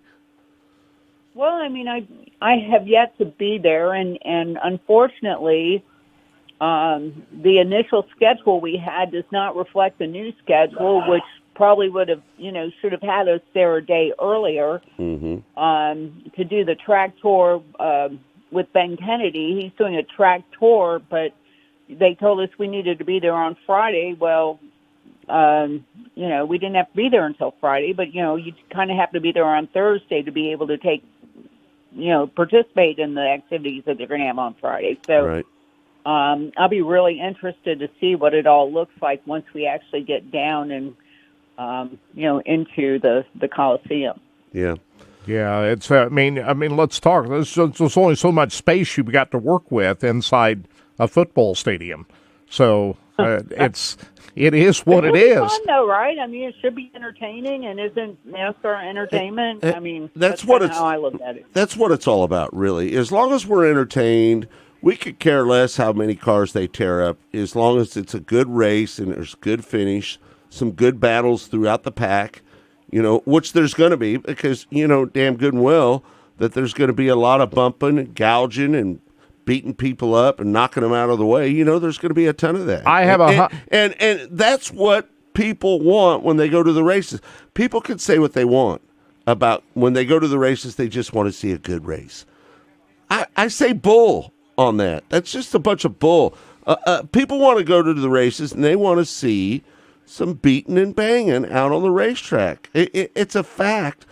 And I always have said the percentage of people that go to the races that want to see that is probably 60, 70% of the people want to go there and see some kind of ruckus, some kind of rubbing, knocking them out of the way. Do you buy into that, Lee? Well, it's kind of like the old cliche. I went to a fight and a hockey game broke out. Right. I think it's that same mentality. Wouldn't you agree, Kirk? Yeah, I would agree. I think these guys are going to put on a show. I really do. But here's the big problem that I see. Here's the big problem I see. Parts and pieces for these cars. Is this going to affect Daytona? Are they going to be able to fix these race cars? Well, at this point, from talking to people, from what I understand, each of the teams have it. If they don't have 3 cars prepared, they're close to having 3 cars prepared. So, or they're working on their 3rd car. With the cars being carbon fiber, with composite bodies and being able to snap them on and snap them off like Legos, then, if they have the backup parts and pieces, I think everything's going to be hunky-dory. I'm really looking forward to seeing what happens at Daytona, because usually we get the opportunity, and I know a lot of people went to the test, but we get the opportunity to see what drafting is going to look like, right? Because if you have to know, you have to understand and visualize what the drafting looks like. So when it gets to be go time, when it gets to be towards the end of the race, if it doesn't come down to fuel mileage, you know what kind of moves are going to be executed in order to win. And so I'm looking forward more to getting to Daytona and watching that and seeing how that dynamic plays out, even more so than what's going on at the Coliseum. The Coliseum's going to be fun. I think it's a novelty, but yeah, me too. With points on the line and the Harley J. Earl Trophy, that's going to be the big kahuna. No, I agree with you 100%. The big questions are at Daytona and how's that all going to play out. These cars sound a lot different, don't they? They're a little more throaty sound to them. They do. I mean, I was going to use that exact word. They really sound throaty. It's like they've got that deep, hum to them, and it's a real sexy. The first time you hear it in person, I'm sure they'll be able to capture some of it on TV.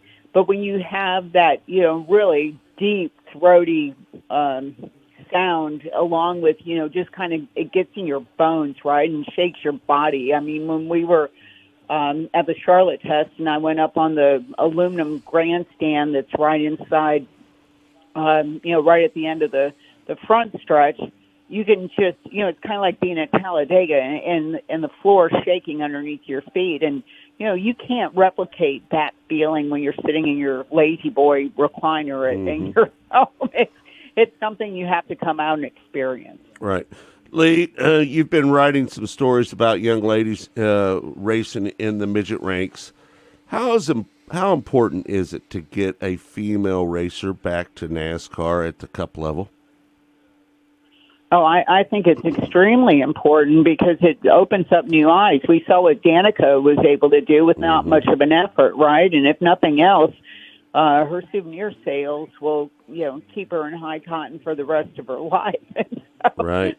When you look at it from that standpoint, but it's, we need somebody that's willing to get in there and mix it up. I think Kaylee Bryson opened so many eyes when she was at the Chili Bowl, just being able to become the first woman to advance to the A-Main, get in the feature and hold her own. I mean, what she did at Turkey Night, she and Taylor Reimer being on the front row for the first time, you had two women sitting on the front row for a USAC race. I thought that was, just an amazing accomplishment. It was cool to be there. Right. I don't think that Kaylee's done doing what she wants to do, and I think she wants to go to NASCAR. You have somebody like Taylor Reimer, who not only is getting a degree in health and fitness, she also is getting a minor in business. And so I think that just having that polish to her will help her exceed in and off the racetrack. And you guys have to remember, she just started in midgets a year ago with Dave Mack. When she went to Bubba, she had run a couple of Power Eye races, but other than that, her background was micros, not midgets. And so, just the fact that in just a year she's been able to make the accomplishments in such a short period of time and with a limited schedule, I think having the full force of KKM behind her for the 2022 season is going to be very valuable to her. You think that Kaylee Bryson is the next real deal that has the best chance to make it to the Cup level? Yes, if she returns her phone calls, but do tell. Sorry. Yeah, we tried to get her on the show too. We haven't been able to get in touch with her. Trust me. Because these young drivers need to remember that, when the crowd stops cheering, the people that are going to help you are the media. You need to help them too. And so that's kind of my little PSA for the day. But, that being said, I sent Taylor a text, and I heard back from her within like 20 minutes, and it's. I think that I can understand, especially in a situation like Haley was at Chili Bowl, where she really has to put all of her concentration to the task at hand on the track. That's. You have to learn how to compartmentalize everything, and the best drivers do that. And so I think that the talent is there. I'll be curious to see what her late model schedule looks like, how much they try to get her integrated in a stock car. I'd like to see what they're going to do with Buddy Kofoid, going along those same lines. I mean, Taylor's going to need a couple years in midgets, or, if she shows that she's, her talent just elevates her, to the next level, and then she can make that jump. Then, they'll find out whatever the best path is for her. But, at 22 and coming, after this semester, she's going to have a degree.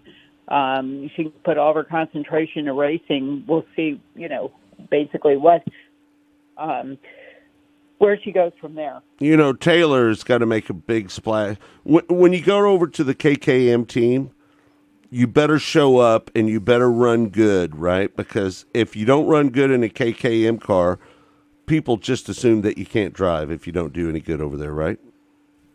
Oh, absolutely. I mean, it's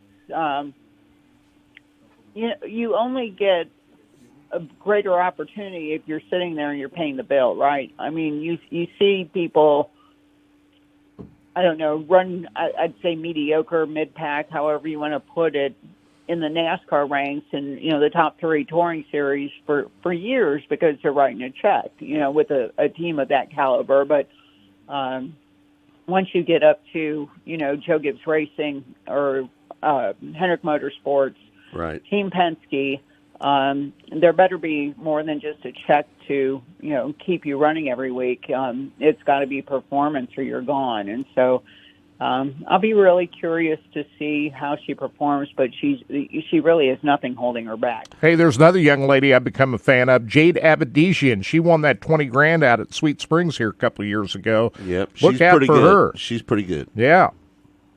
Yeah, she's sporty, and she seems to have a lot of flair. And, I think Haley and Taylor are probably right now the two I'm keeping an eye on, but certainly there's plenty of girls out there that can get the job done. Well, Kaylee Bryson, the way she won that B-Main down at the Chili, she won that race. I mean, that was pretty impressive. She had to make a pass to win it. Around Blake Hahn. Right, yeah. She had to pass Blake Hahn to win Absolutely. it. Yeah. I mean, she's done a lot of hooks, but the last year she's really come into her own, and I just I hope she continues, and I'm really curious to see what she does the rest of the season. I think you put a situation where there are 2 females in the room, they push each other. Trust me. Right. Do you think? This may be one of the stupidest questions I've ever asked you, Lee, but do you think I'm ready for it. that Danica helped or hurt the future women racers because she didn't do that well, right? I mean, no. I mean, go back a second, and I mean, this is a situation where Danica helped it, and I'll tell you how she helped it, right? I mean, despite whatever, despite her, basically just riding around the last couple of years and cashing a check.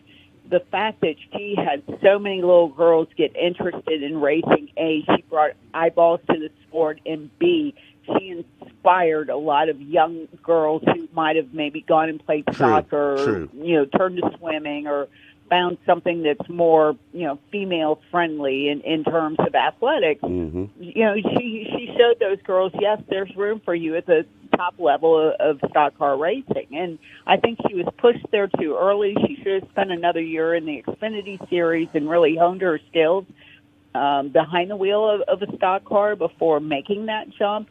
The marketers wanted her up there yesterday, right? And so that, from that standpoint, I think she was pretty beaten before she got where she needed to be, because it's some guys can come up and then take a step back. I mean, you see what Daniel Hemrick has done and what John Hunter has done. she was really pushed too early, never had the opportunity to go back and really accomplish things. And I think, Kaylee having the opportunity to go into late models and then go back to a midget. When the guys race with stock, race stock cars, and then they go back to a different series that, it sharpens their skills. And, what Danica did, and in addition to doing what she did just for Danica, she brought a lot of eyeballs to NASCAR, and for that, that's a good thing. Yeah, I mean, I can't disagree with anything you just said. And the biggest thing, she did inspire a lot of younger ladies that probably wouldn't have made the move had she not inspired them. The thing I'm curious about right now, and we really don't have a sponsor at the Cup level that young ladies and children even can get behind from a sponsor standpoint, because with M&M's going away, I just wonder what is going, when you take your kids to the racetrack, what, other than just cheering for a specific driver, kind of that gateway drug. Right, yeah, for sure, yeah. When you take your kids to the ballpark from the earliest age, it's usually, what are the concessions? Let me find a cool hat at the souvenir stand. It's these little bribes that you give the kids to sit still long enough so you can enjoy the game, right? But it's like I'm just wondering, for the kids who really haven't latched onto a driver, what are they going to find? What's going to be that, what's going to be that carrot that pulls them in and keeps them hooked to NASCAR? Because you've got to get them interested, and then kind of let them get it on them, so to speak. Yeah. Well, it's kind of like the prize in a Cracker Jack box, right? A little bit. Exactly. Yeah, yeah. I say this about the grassroots. The creamy center of a Tootsie Roll Tootsie Pop. Right, exactly. I've said this about local tracks and what they need to do to start, because let's face it, there's a bunch of gray hair people sitting in the grandstands right now, right? We need to replenish the youth. And I think one of the ways of doing that is to create, and Lucas Oil Speedway does this. They have an area to where the kids, it's closed off to adults, and it's only made for the kids, right? And they can go in there, congregate, hang out with each other, interact with each other, and then eventually they start watching the races, and they start picking up on a favorite driver or somebody they want to root for, and then they get more in tune to what's going on the racetrack as well. And I think another thing local racetracks could do, and this might sound crazy, but I think they need to buy some fairground or some fair equipment. Rides. We've seen Toyota bring the Ferris wheel to the racetrack, and and it's full, isn't it? And they do a lot of that at the Rolex 24, right? Because it's 24 hours. How are you going to entertain kids if they go their family to the racetrack for 24 hours? You better find something. But, Dale Jr., when he tells stories about going to the track as a kid, the favorite thing for him was going to the track, finding his buddies, and then the buddies would all go hang out together. And, right. You kind of have that fraternity, and you build that camaraderie, and it's kind of like when you're young and your parents have a place at a lake, and you see all these kids every summer or go to camp, and you see the same kids year after year. It's just building these relationships and learning how to build relationships. Right. And I think that gets kids excited, because when they come back to the track, they get to see their friends at the track. Right. And then they get interested. I mean, it's just a little, one step at a time. Make it a hangout for the kids. Don't make it about the races. Make it a place where kids can just hang out. Yeah, with that's each other. so important. I mean, all of this stuff is so important. We don't do this kind of thing. Racing's not going to be around another 10 or 15 years. So you got to do it. It's always going to be around, Kirk. It just might be a bunch of old people watching it. Well, the old people are going to die eventually. Ain't going to be around. But this is so important to do all of these things in order to keep the young crowd interested, at least getting them to the racetrack. Yeah, for sure. What is coming up, Lee? We've got a couple other interviews that we're going to play here. What do you got coming up on Racing Boys? Sure. Well, I teased something on Twitter, because I've been really sworn to secrecy these last few weeks. But Greg Biffle was spotted at RCR yesterday, and he's getting his seat fitted. We're going to see Greg Biffle back in the Cup Series. Wow. He's going to pilot the number 44 Chevrolet. It's going to be with a team out of New York, and it's going to be one of those turnkey situations where they're buying the parts and pieces from RCR. And so Biffle was over in Welcome yesterday. Is that a full-time? Is that a full-time deal? I'm not sure, and I'm not sure if it's a ride share yet. I haven't got all the details, but I'm expecting an announcement from the team this week. What's he been doing lately? Specifics. I would think fishing, getting married, hanging out in Mexico, just doing Greg fun things, right? But I think for a lot of the veteran fans, the longtime fans, it'll be cool to have one of the names and faces that they're familiar with come back to the track, because that generation, with Newman not really having something, that generation's really thinning out now, and so to have a Biffle return be pretty cool. I mean, Harvick's really holding down the fort for the veterans, and Kurt Busch is up there as well, and Truex and Denny. But I mean, after that group's gone, man, it's going to be the Clearasil crowd.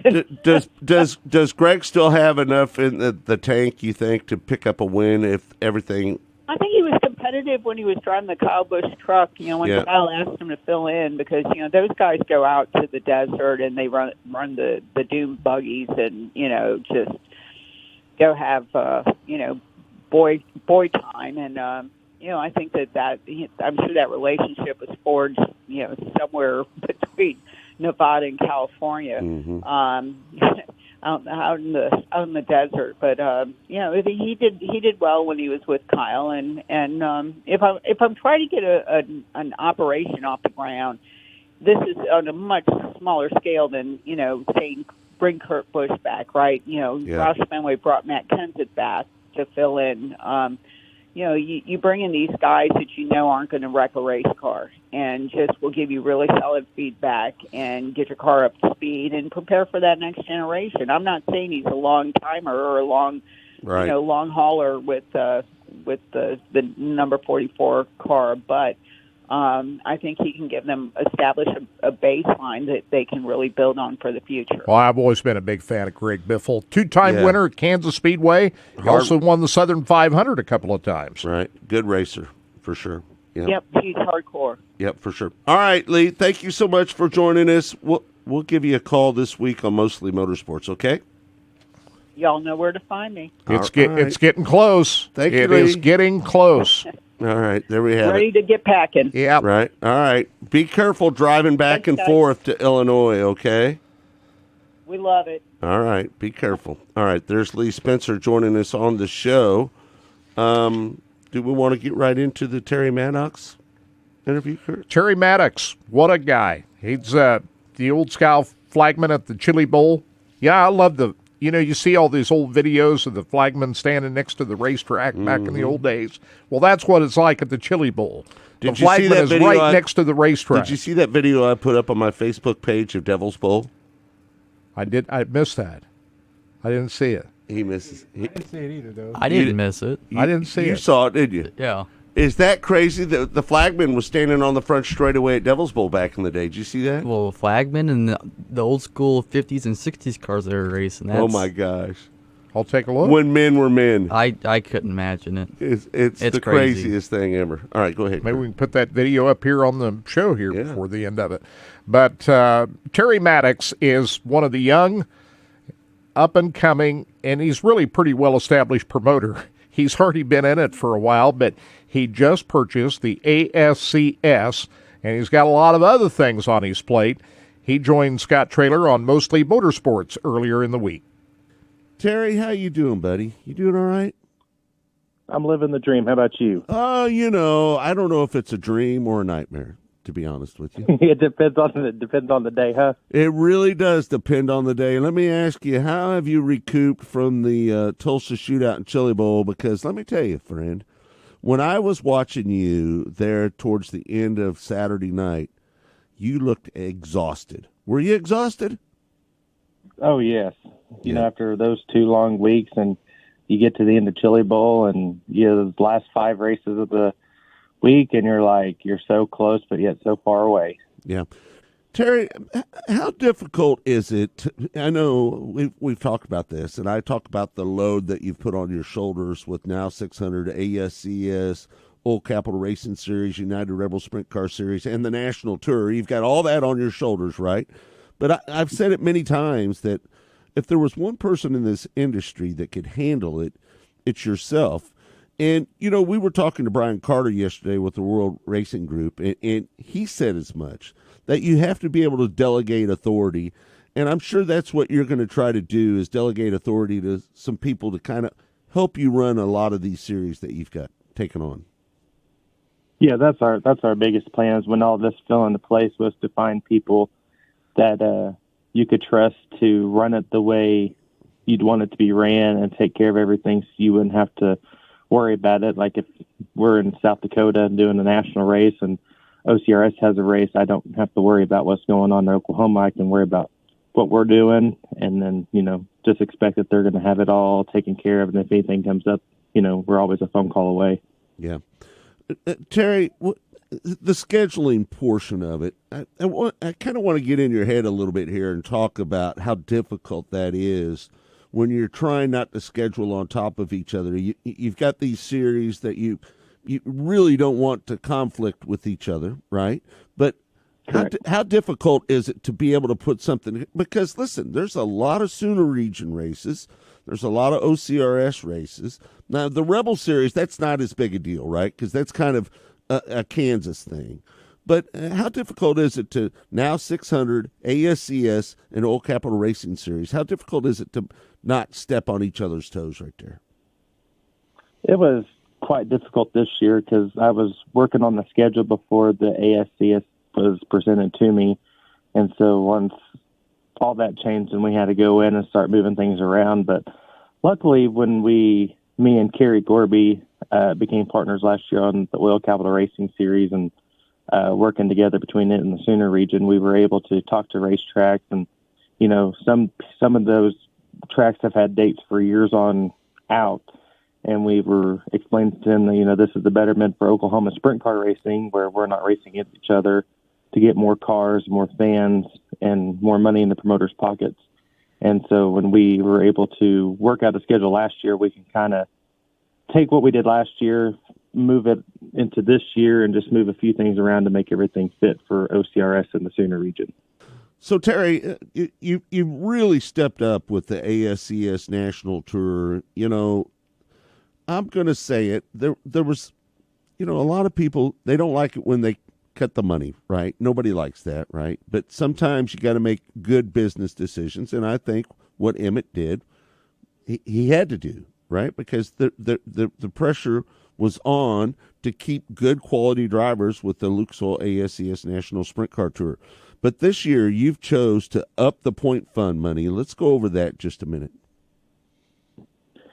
Back in 2020, the point fund was cut down just a little bit just because of COVID and only having a few races. And 2021 was kind of one of those deals where we really didn't know what was going to happen, if we were going to be shut down again, if we weren't going to be able to race or what. And so I just had a feeling that, you know, with everything going on and new blood coming in to purchase it and run it and all that, just do a little bit of something to entice people to stay around and come run our tour, with not going out west, not going out east, but just staying centrally located, just to kind of see how that would work to bring it back. And Lakeside Speedway, again, on the road to Knoxville, that will be, I believe that, what is that, August 2nd, that we're going to be at Lakeside Speedway, a venue that you've been going to for quite a few years, Racing Boys and yourself. We've kind of partnered up on that deal. Lakeside Speedway, a great venue. It really is, and it's a joy and it's a pleasure to work with such great people every time we go up there, and for them to allow you and I both to continue putting on ASCS shows. We tried that Tuesday deal on that sprint week that we did in 2020, and it worked out really well for us with all the teams heading up to Knoxville. And so I think last year when we did it, it's just one of those deals we got to keep on building, and I think it's going to build up into a marquee event on the way to Knoxville. There you have it. That's Terry Maddox, the new owner of ASCS. He owns the Now 600 Micro Series as well as OCRS, the Old Capital Racing Series, and the United Rebel Sprint Car Series. So he's got his hands full, and he's a young man. Terry's going to have some gray hair at a young age, is all I'm going to tell you, because that guy is not afraid of work, for sure. Well, we need people like that at his age to jump into this thing and take it and run with it, and he's one of the leaders of that right now. What he's done so far, what he's already accomplished, and now with the ASCS, what he's fixing to do at this point, it's going to be fun to watch and see how he gets this all going. Even on a grander scale, there's no doubt about that. All these interviews, by the way, that we planned this morning are just portions of the interview, the full interview, and there's a lot more. All of these interviews. These are long interviews, typically, every one of them, except for the Stenhouse interview. We played it in its entirety, right? And we got a link on it. Yeah, we played the Stenhouse interview in its entirety, but there's a link on racingboys.com, mostly motorsports, and it's got all the episodes on there. You can listen to them right there as well. All right. Or wherever you go to your favorite podcast. Right. Spotify and Apple and all of them. They're everywhere. You can find it everywhere. Right. And we stream the show live on the social networks. Right. We do it on Facebook, Twitter, and YouTube. And the website live. 12 noon, Monday through Friday. Right. So, good show. Yeah. You're doing a good job. Well, I appreciate that. We got one more to go here, Kurt. And we've got Brian Brown. You spoke with him. He's got a big season in store, and we'll see how that goes as Brian Brown gets things kicked off in 2022. And here is Scott Traylor's conversation with Blackjack Brian Brown. And Brownie, do a lot of young drivers come up to you and pick your brain for advice throughout the year? Do you do a lot of counseling for some of the young drivers that when because I think when everybody looks at you, and I look at you as the granddaddy of them all when it comes to understanding marketing, co-op dollars, and bringing in people and getting them involved with your team. Do you have a lot of people that pick your brain about that? Well, I get a lot of people in general, even if it's somebody on Facebook Messenger or whatever the case may be, of, hey, how do you get sponsors or whatnot? And, really there's no manual of, how do you get a sponsor or keep a sponsor. Every single sponsor is different. But, right. I get a lot of young guys wanting to know or wanting to ask questions. And, I'm always definitely interested in helping guys, and especially if I see a young me in one of those guys, or a guy that really wants it for themselves and not just wants it because that's what their dad wants them to do, or they just don't want. A lot of people want to just say they're a race car driver, but they don't really want to be a race car driver. And I think there's a fine line between that of, if they could just put on the suit and sign autographs, they'd be fine with that. They don't want to do a lot of the work that goes in during the week and off season, training, working out. Right. There's a lot of stuff that goes into it that just not everyone, or I would say majority of everyone's not as talented as Kyle Larson that can just show up and just race and be that good. You have to be able to, as a driver, have yourself in great physical, mental condition, and you got to know what's going on with these cars, how to build them, how they work, things like that, because that's what's going to separate you from if you don't have the natural talent. You have to be able to come off the track and say, hey, my car needs this, or this is how this works. Or there's 90% of these kids out there today, you could lay $1 million on the table and they couldn't build their own race car. Right. And I don't think that's right. I mean, I think they should be you have to be able to build your own car before you race. I feel like it should be one of the requirements, but that's not where we are. But kind of getting back to your initial question, if I see a kid, like an Austin, or a Garrett Williamson or a kid that's especially local that I can kind of watch over and help. I'm always ears, and I'm always willing to give advice on, hey, I'm going to meet a sponsor tomorrow. This is what I'm thinking. What do you think, Brian? And I'll definitely try to help any way I can. And even on our parts too, like we sometimes cycle our parts out of 15, 20, 30 nights, and some of the local guys can't afford brand new parts, but they can afford good used stuff like I got. So it's just a good system we have to be able to help guys that want to be helped, and guys that are putting the effort in that I feel like is needed to make a career of this. Yeah. What would be, if there was one thing that you could give advice, what would the number one advice that you would give to a young driver when they first approach you? What is the first thing that you want to tell them? I think the first thing you want to tell them is like, how bad do they want it? Because there's obviously somebody out there that wants it more than you do. And this is not just, it's a lifestyle. You have to give up every single thing in your life to make this as a race car driver. Sacrifice. That's 100%. There's no way. There's no 4th of July parties. There's no birthday parties. There's no going to the lake with your buddies. There's none of that. It's basically eat, breathe, sleep, get up and do it again. Think about it all day. And then that's probably not going to be enough. Yeah. So how bad do you want it? If you want to do it, you have to give every single bit of your effort. And and it's bad to say, a lot of times girlfriends get in the way. You almost got to say, hey, this is my life. If you want to be a part of it, hopefully I'll see you sometime between 8 in the morning and 10 o'clock. But otherwise, there's chances I'm not. You just have to, how bad do you want it? And I think that's the thing. And I've had that talk with Austin several times. So it's like, to take the next step and you have to give everything you have.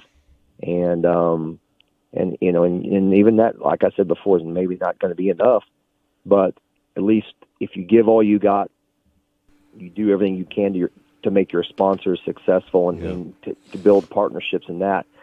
And it doesn't work. You can look yourself in the mirror 5 years later and say, you know what, it's time to do something else in life. But I did give 1,000% effort to this racing. It just didn't work out for whatever reason. There you have it. That's Blackjack Brian Brown, and a lot of realism right there. Oh yeah. Well, Brian keeps it real. You don't have to worry about. If you want to win, that's what you got to do. Right. I mean, a lot of guys can go out there and just show up at the racetrack and have a good time doing that, but they ain't going to win. Right. So the commitment that it takes to do this, if you want to compete at a high level and win. That's what it's all about. It's your whole life. Solid advice right there from Brian Brown. Yeah. So if you're a race car driver, aspiring race car driver, that's what you need to do right there. Just listen to what Brian Brown said. Yeah, I mean, it's the truth. Yeah. He did it himself. So I tell everybody that Brian Brown is, when I was a kid, John O'Neill was the guy that did the sponsors. Like the first person, I knew John in junior high, but I was working for a grocery store, and I was assistant produce manager. Price Chopper? I was with the Ball's Superfoods, so they own Price Choppers and some other.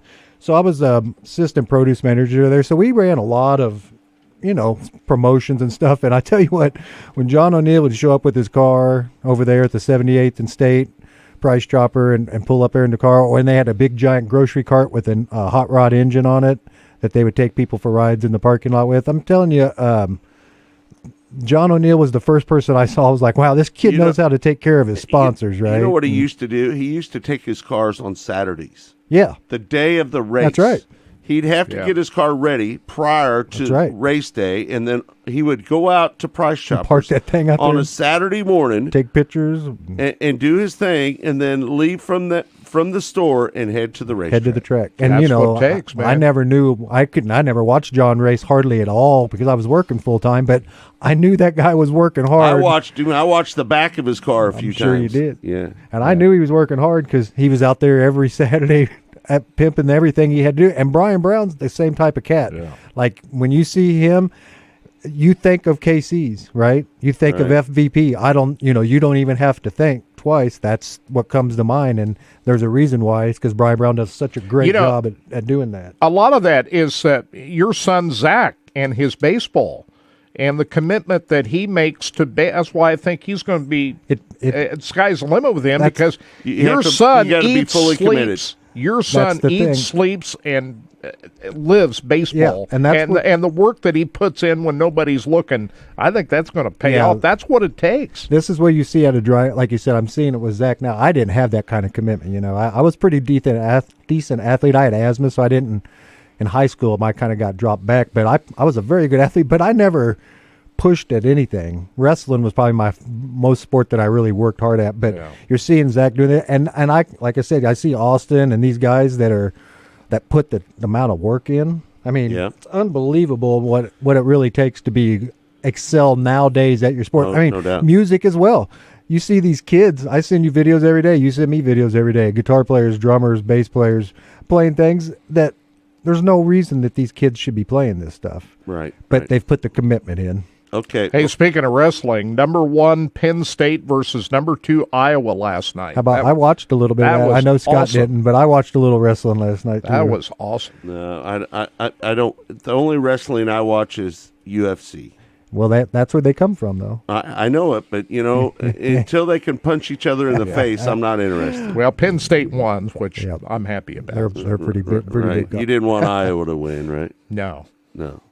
It doesn't matter what it is, right? Doesn't matter what it is. Iowa State beat Oklahoma last night, so it was a great night to watch college wrestling. So. Yeah. So what race is today? The Rolex, right? Yeah, the Rolex. It's at 12:30 Central Time on NBC. So if you want to watch the Rolex. And if you want to watch the Dirt Late Models at Golden Isles tonight, 4:30 this afternoon. Is that 4:30 Eastern? They start early, so you might want to tune in early because that A-Main's going to be done by 7:30, 8 o'clock tonight. Yeah, it's over early down there. Yeah. For sure.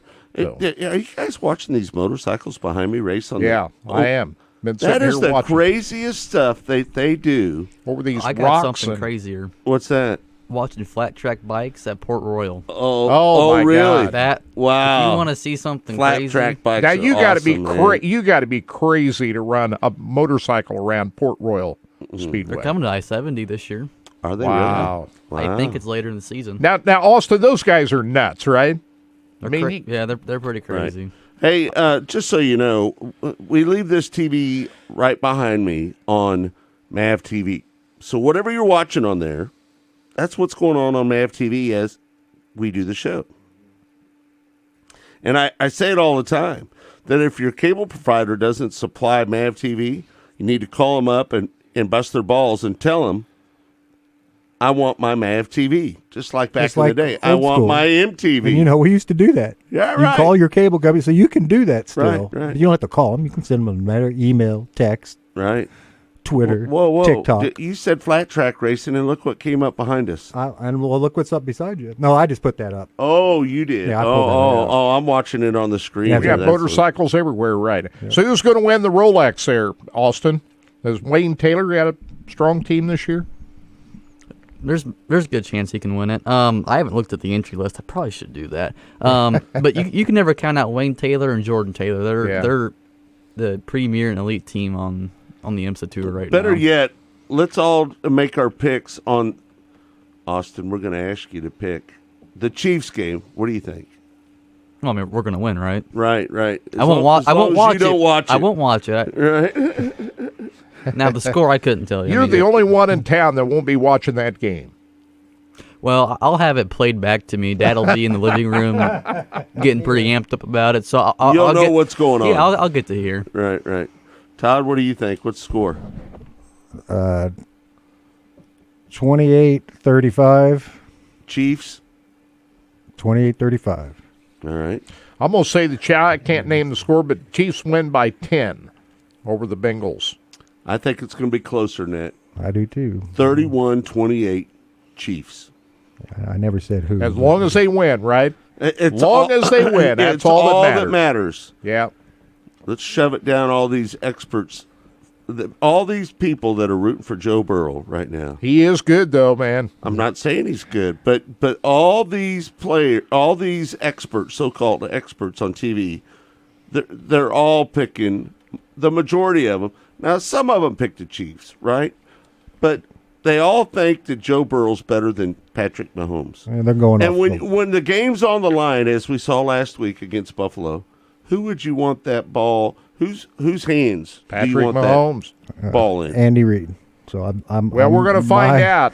My ace in the hole is Andy Reid, and He's the better coach. So that's where I think the teams they pretty balance out pretty They've got to evenly. the Chiefs got to do a better job defending that Jamar Chase. They've got who two was- of the best wide receivers, 1-2 Yeah. punches, actual wide receivers. Our two people that catch the ball are very good. They can't just defend these guys one-on-one No. like they did in Cincinnati and expect. So hopefully, Lloyd Merman said 34-28 Chiefs. That's a good score. so what about like the other that. game? We haven't talked about the other game yet. The either. Rams versus the 49ers. Man, these 49ers, let me tell you something. I These don't want to play the 49ers. I don't Their want to play them defense is again. Too good. Because here's why. Not only is their defense too good, they've got a score to settle, and Yeah. they're looking for one Right. thing. No, I agree. To come back. If the Chiefs make it, guess what? We're going to lay a smack on them because we were embarrassed. 49ers have pretty much had their way with the Rams, have they not? Yes, they have. And this game, did They've you hear? never lost to the Rams since what's his name is the coach. They're 6-0. And I'm not sure how much of a home field advantage Well, you're going did to you- have in I- L.A. because they don't really draw all that well. Well, did you at see the they- new SoFi Stadium? And San Francisco is going to bring a lot of fans Yeah, down they there. changed it though. The first round of tickets, you had to have a zip code in the area of the stadium. Well, to they'll purchase tickets. they'll figure out a way So, to. Because well- those people around the stadium that have the zip code Chiefs around the fans stadium, travel. they'll sell those tickets to San Francisco Yeah, people. well, I what don't they- think that's going to matter. Yeah, I think that, but they went out of their way. There's actually a couple news stories about them making sure that the home field advantage is more of a home field advantage for them this time because of the traveling, how well they do travel. But Isn't there a reason why the Rams left L.A. to begin with, and they that's weren't the able reason to why keep the Raiders NFL leave teams and everybody in it? because Yeah. Nobody wants to play in nobody LA. wants to be with them. Nobody Right. wants to be part of them. The organization is what it is. But and LA's a good sports town, though. they are. Yeah, It's because look just what the too- Lakers. But not have so done. much the NFL. I mean, the Lakers, Right. yeah. There's a lot of stuff going on in L.A. and you have A lot of entertainment.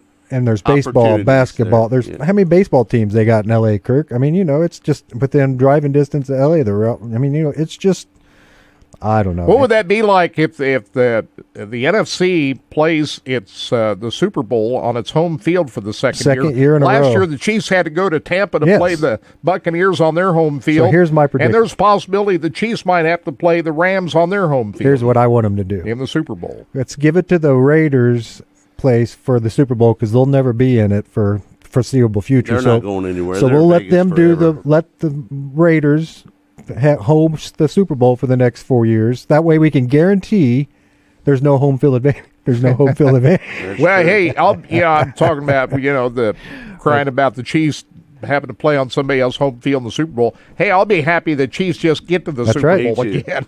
Me too. I didn't have them down as a very good record this year. I'm going to be honest. I got it on It a didn't piece look of paper very good early in at the beginning. season. I Early can't remember. October, I it picked didn't look 11 very or good. 12 wins this I year. had 10, Yeah. which was Yeah. Well, the way they started. yeah. Well, I mean, at the beginning of the season, I wrote down 10.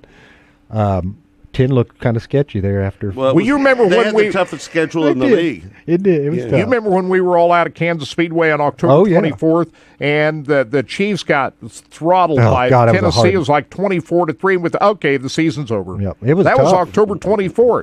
And they turned it Now around. look at 'em. Turned them around tough. They've only lost one game since then, right? How about this?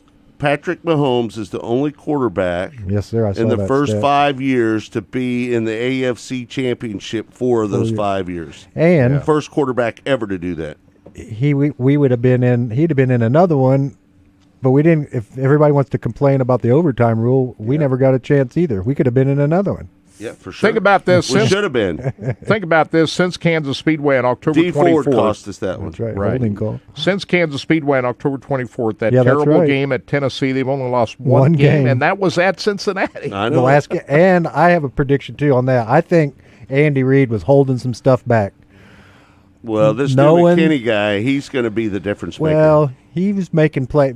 Andy Reid was making notes the day they were getting beat by Cincinnati on Yeah. the field, and saying, "You know what? I seen him do this." Absolutely. And he guess doesn't what? lose to many teams twice. He's holding a couple of things That's back. exactly he right. hasn't shown yet, for sure. For sure. That's for sure.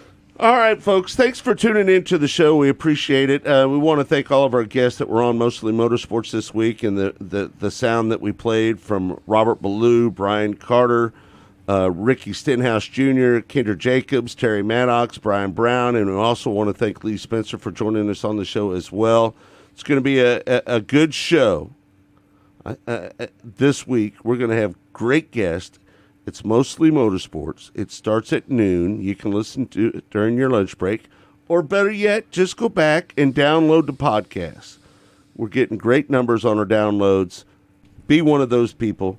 If you don't have time to listen to it live, go back, download it, listen to it later. We hope that you do. For Austin, for Todd, for Kirk, I'm Scott. We want to thank Blake back at Sports Radio 810 WHB as well. We'll see you Monday at 12 noon Central Time with Mostly Motorsports. We'll see you then.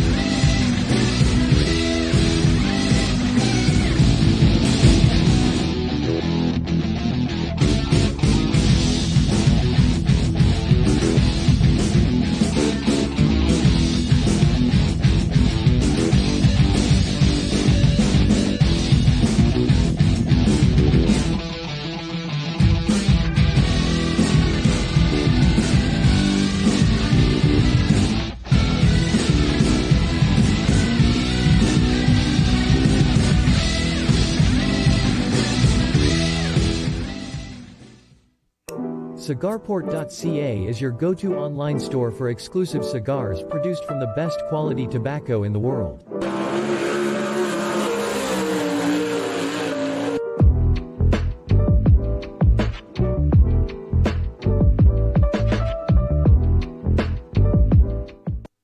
At Lucas Oil, we take pride in creating problem-solving products to make your car care easier.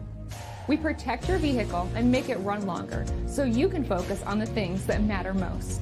Whether it's commuting to work, visiting a loved one, taking the kids where they need to go, going to the big game, or anywhere life takes you, Lucas Oil is committed to getting you there for all of life's important moments.